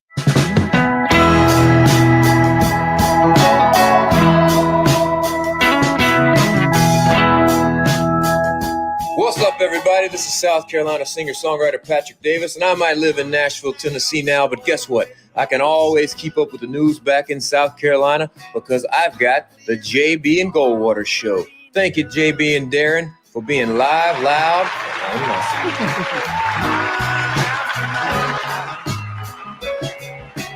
When I think of you, I start to smile.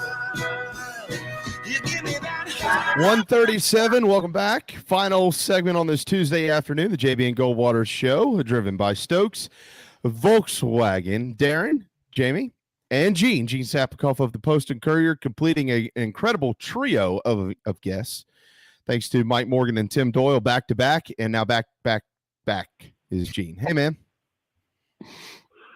Is that my new theme song? I kind of like it. I like it. JB just put it together. It's a new bump. All right. I'll insert some. We'll pull some audio from you on the Paul Feinbaum show and plug it in there for you.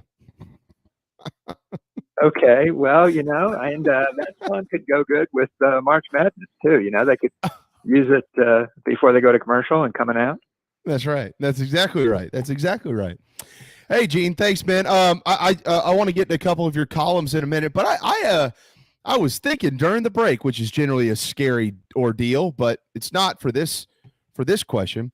With all the, I know you've been keeping up over the last couple of days with all of the deficiencies in the women's tournament that have been exposed nationally, and with this conversation has kind of been ongoing over the last, I don't know what, 72 hours, really, I think is really how it's kind of heated up.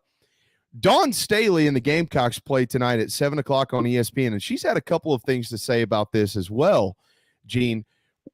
Is she the most visible? I mean, I know that Gino's out there, but as a female in the sport, is she the most visible female in women's basketball, maybe in women's college athletics in this country? And what would her words mean on this platform right now in comparing these two tournaments and what we've seen? Jamie, brilliant minds think alike. This is the subject of my upcoming column. This exact thing, word for word, almost. Dawn Staley has become the voice of women's college basketball, and it's for a couple of reasons. For one, I know that they won in 2017, and they did play, in 18 and 19, but her status is just elevated now with the Olympics coming up, with the fact that she does have a national championship, that they're one of the top teams, if not the top. They finished last season as the top ranked team and very likely would have won the national championship, but regardless, they were the best team last year. And this platform that she has on social justice has just grown and grown since George Floyd. So her voice is louder, more respected than ever.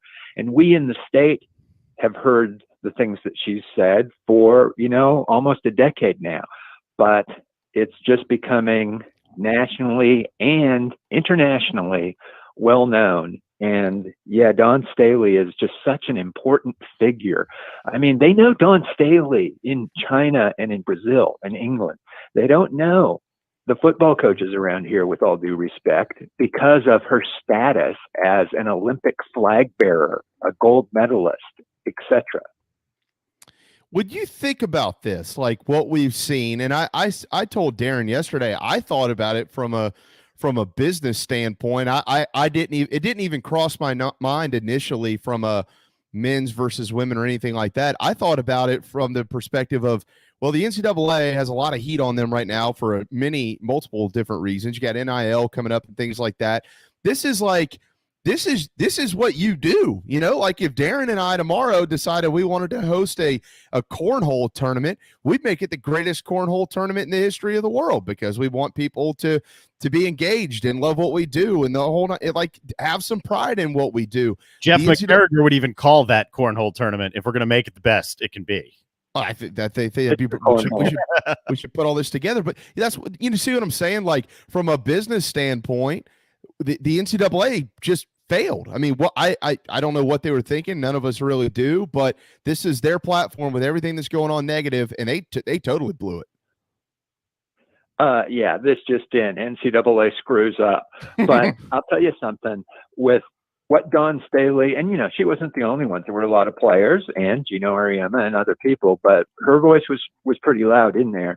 As far as the NCAA goes, I think that at college athletic departments all over the country in so-called Olympic sports or non-revenue sports, like, men's tennis, women's cross country, there was a lot of applause to what Dawn and the other people were pointing out about these discrepancies. Because if you think that it's not exactly like major college football or men's basketball the way women's basketball is treated, I don't know. What do you think cross country and tennis tournaments are like? And I think that having a voice like this is really a huge thing for these non-revenue sports, let alone women's basketball. It's a great point. I always laugh. I have covered all of one tournament in my life. Gene, I know you've done 50 times that, but that was the 2017 tournament in Greenville when South Carolina, North Carolina, Duke, Arkansas, Marquette, those teams were up there. And I remember the one, Jamie, you picked a good one. It was a good one. It was a lot of fun, actually.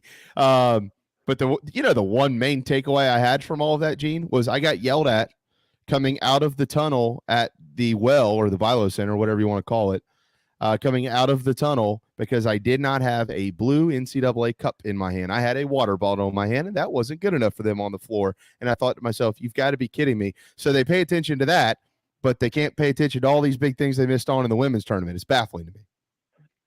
Oh, I'm surprised they didn't tackle you. I've made that mistake a handful of times myself. And the bottle police will come out in droves.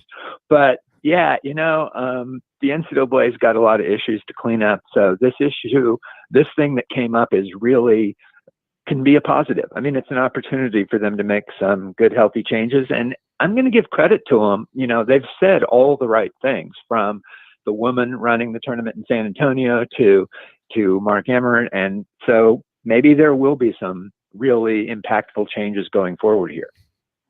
Gene Sapakoff with the Post and Courier. All right, let me get to one of my favorite headlines that I've seen in a while, and it popped up this morning from the Post and Courier at thepostandcourier.com. College of Charleston basketball ideas from Luke Murray to Lake Murray. I love it. I would encourage folks to read it, but what exactly do you mean by that? Well, Luke Murray makes sense to me. First of all, I've talked to Luke a few times in interviews for the Post and Courier. He happens to be Bill Murray's son, but he's also a really hardworking basketball coach. He's been at Towson, grad assistant at Arizona, Quinnipiac, and Xavier, and Louisville until he got fired last week, which was an odd thing.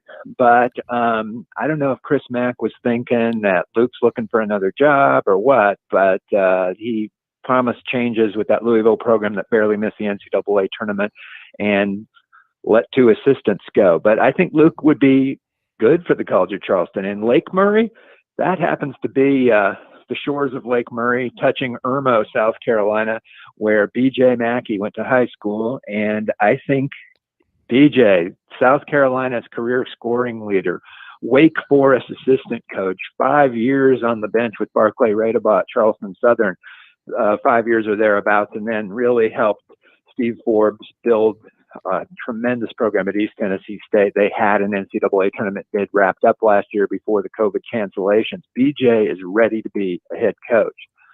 I really like Archie Miller, and I really like Pat Kelsey at Winthrop. Okay, you mentioned Pat. Darren, did I just take the question away from you? Go ahead. Absolutely. Is it Pat Kelsey? This is what we discussed, I don't know, almost 2 hours ago now. Where he stands with Winthrop. Can he elevate his standing by going to the College of Charleston, or because of how he is viewed right now? Now, just on the surface, I understand how much better of a job the college can be, but because of where he stands now, would that be a lateral move, one that he doesn't have to make in order to get a better job? This is the kind of question that came up with Mike Young, and College of Charleston passed Mike over twice, once before they hired Doug Wojcik and before they hired Earl Grant. That's not like a rumor. That's just facts. Mike Young admitting that that's what happened. So, and I don't know, that would have been kind of a lateral move for him. He, in fact, went from Wofford to Virginia Tech, and look what's happened. They were recently seen playing in the NCAA tournament, the Hokies were. And you could say that for Kelsey, too. What you'd be banking on there is that you're selling Charleston to him. You're selling a theoretically slightly better conference, though the CAA has been in a little bit of a slump the last couple of years. But, that's definitely a question mark. And, hey, I think Pat Kelsey's name's going to come up for some jobs that are bigger and better than C of C. Yeah. Gene Sapakoff with the Post and Courier. Matt Norlander wrote on CBSsports.com, I think last week, that everybody wants the College of Charleston job. I think I'm missing a word or two. I'm paraphrasing exactly what he said, but he basically pointed out that from coast to coast, there are candidates firing their resumes in for this job. And of course, the Cougars have hired a search firm to assist with all this, if not kind of manage the whole thing. Obviously, Matt Roberts will sign off on the hire once it's completed, but the search firm is consulted by Dave Odom, and his son is Ryan Odom, one of the hot names in coaching at UMBC. This whole dynamic, the search firm, the traction that the Cougars are getting, you bring Ryan Odom into this. What when you look at this search here in 2021, where is the Cougars' job amongst maybe some of the other jobs that are still available? I know you probably want to take out some of the most high-profile jobs in coaching, but there are plenty of them out there. Where would this job be? It's good. I don't think it's great. I think it's better than above average. But when people hear Charleston and they know that they have a nice arena and everything, I mean, you get a lot of candidates who are, what I would call like mailing it in, or, hey, yeah, I'll do that, as kind of, I think I'll go retire in Charleston. And it's really up to the brass, Matt Roberts and company at the College of Charleston, to weed those kind of names out. Big names that just might want to kind of come here and relax and retire. I think you got to be careful to not be tempted by that. A search firm, I wish they would use the search firm as, okay, we'll take your advice and, think of it as that's interesting, but we're going to make the decision because we have a clue about what we're doing. A search firm is how you end up with a Doug Wojcik. Ooh. Well, that's a good point. I think it's actually a very fair point. Some of these, I'm not a big search firm guy. Did I say that right? Have you heard different from me? I just want to be clear about my words, especially moving forward. Is the search firm in charge of the search, or are they assisting with the search? It can be both. I mean, I've seen search firms where we got this guy from the search firm and it made sense to us, and that's what we went with. Whereas other schools will use a search firm, they'll help them out, but they make the final decision. I mean, been through so many of these football and basketball, searches, and it just goes all different ways, and you don't really know. But anytime you say Charleston, South Carolina, and it's not just basketball, just put yourself in any business in town and say, hey, we're going to have a major opening for our CEO position or our face of the franchise position. And you're in Charleston, you're just going to get a tremendous amount of applications from all over the country. Yeah.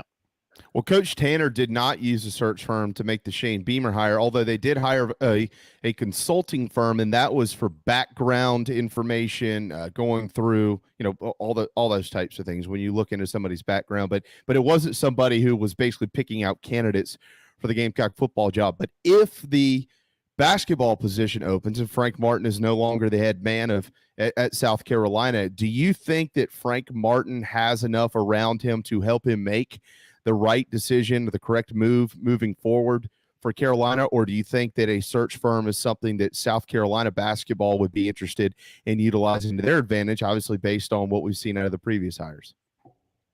You mean, would Ray Tanner use a search firm? Is that what you're saying? Yes. Or,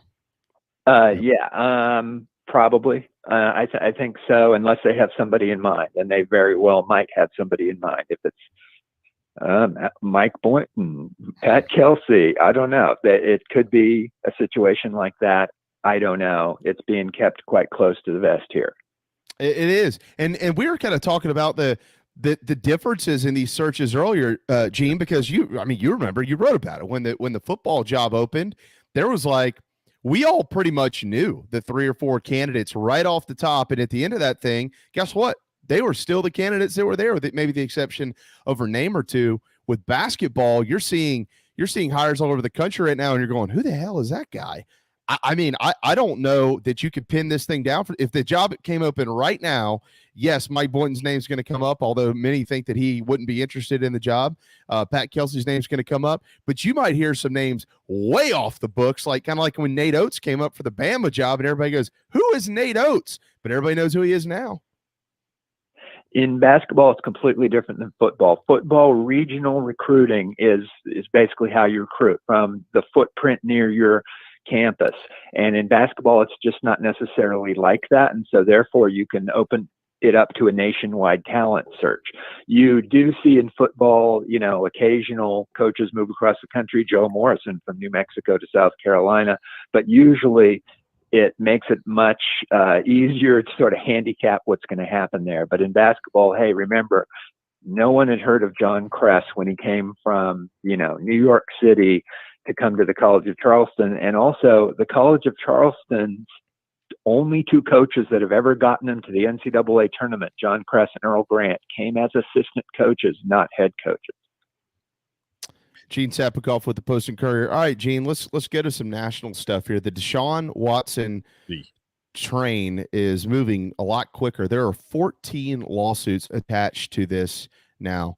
How much have you had a chance to dig into this, the information, the little information that we have out there? What are your at least surface thoughts about about what's ongoing in Houston right now?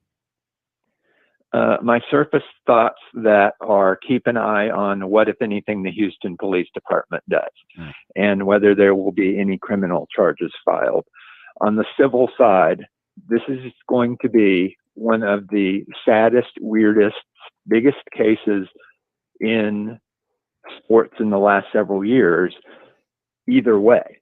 I mean, either one of the best, most popular, and theoretically, cleanest guys in sports, not just football and not just in South Carolina, is going to be taken down.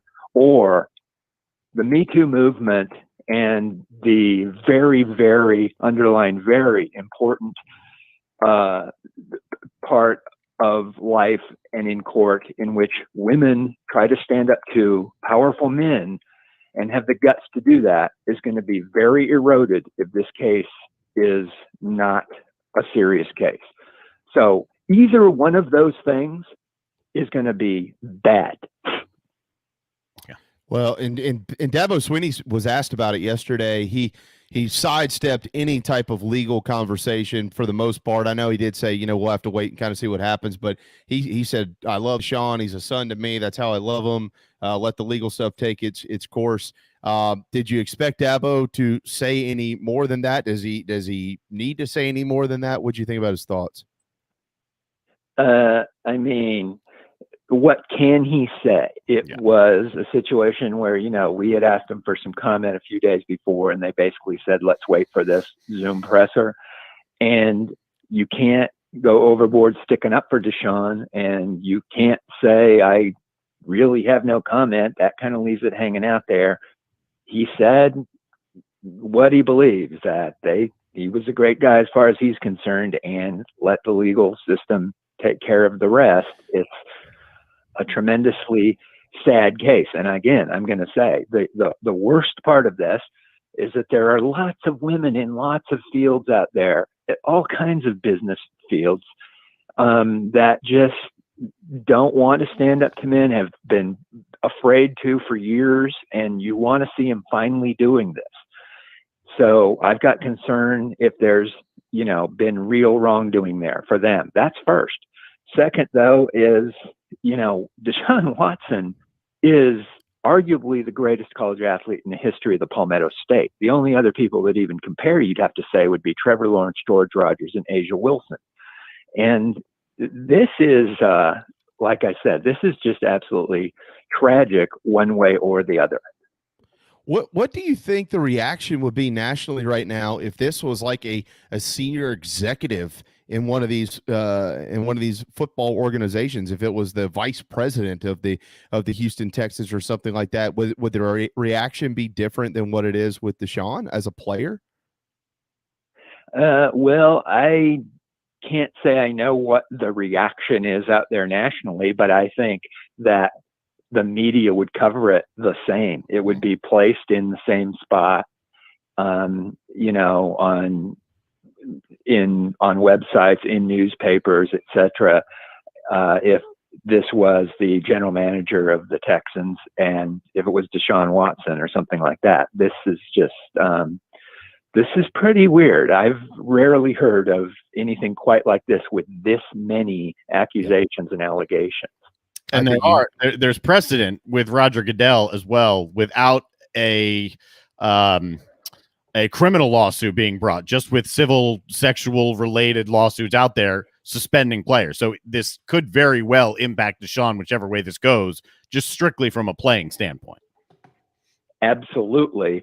And I think, I really don't want to get too far down the road, because I'm just going to keep saying, this is really terribly tragic and a huge, huge story one way or the other. Either, again, this guy's going to be taken down severely, because I think each one of these cases absolutely needs to be evaluated individually, and the punishment should be individual. You don't just wrap 14 cases and say, that's one thing.